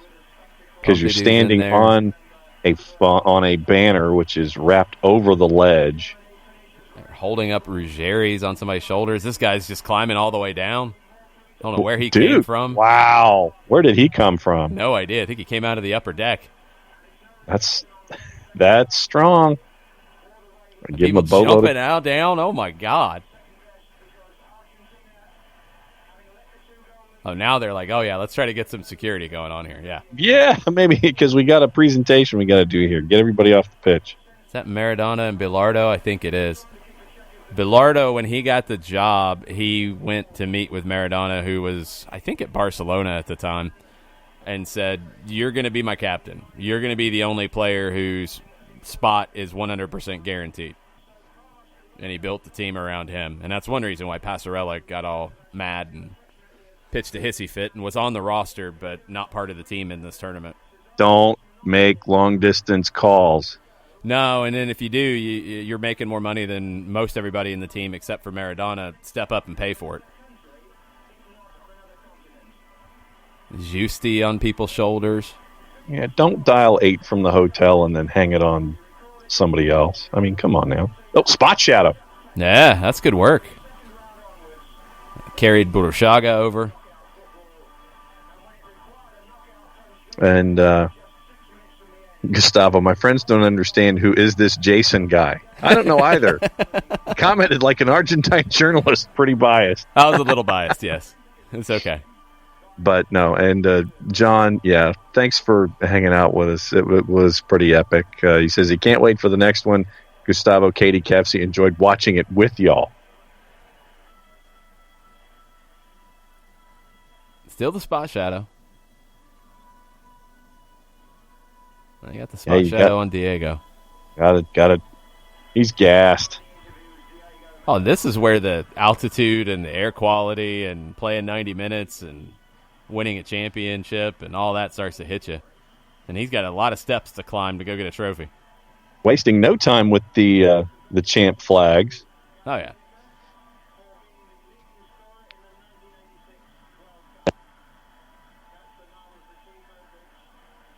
There they go, running over to another section of Argentine fans.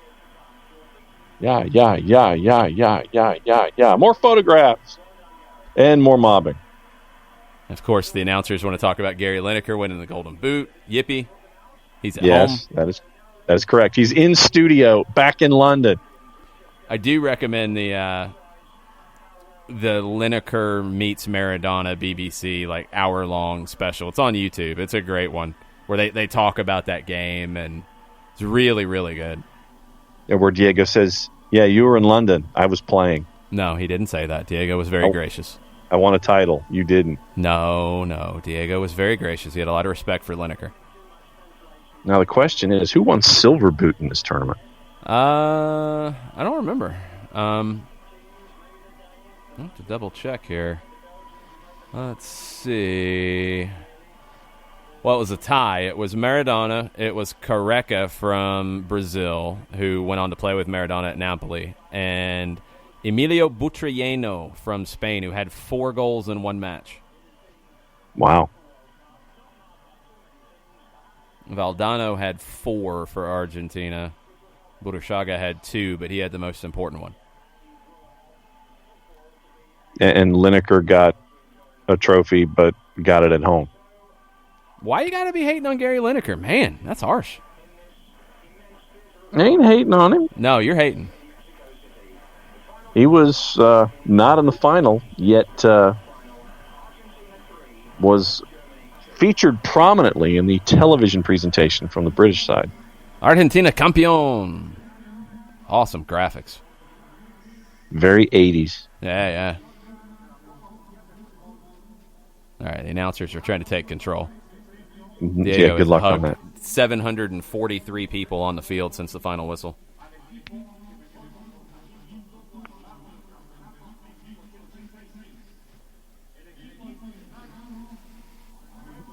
Getting very important announcements.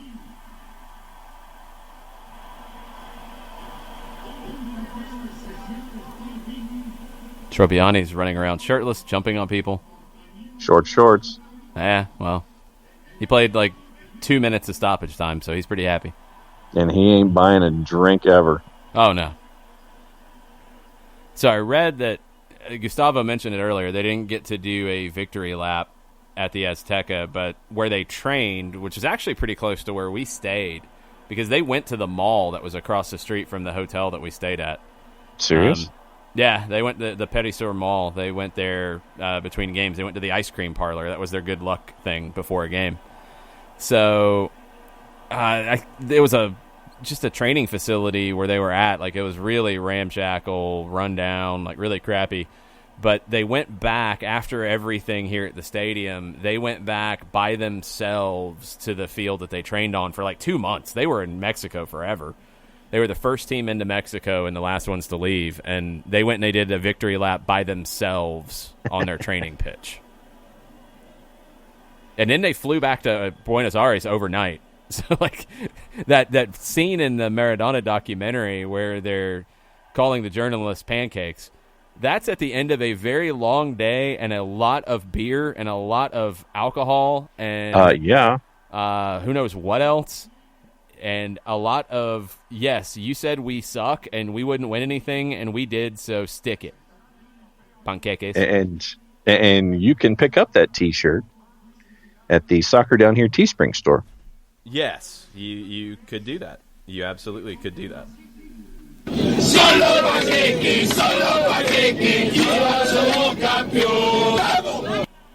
Uh-huh.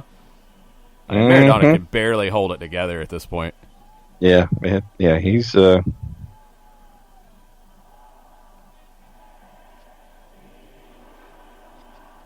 still now are they nuts. Is that on that platform in the end zone? I don't or is that off the think pitch? So. I don't know where that's at. I don't know where they handed them the trophy. I know they had to go up somewhere to get it from one of the boxes. Like in the mid-level, yeah, like go to the club level or something.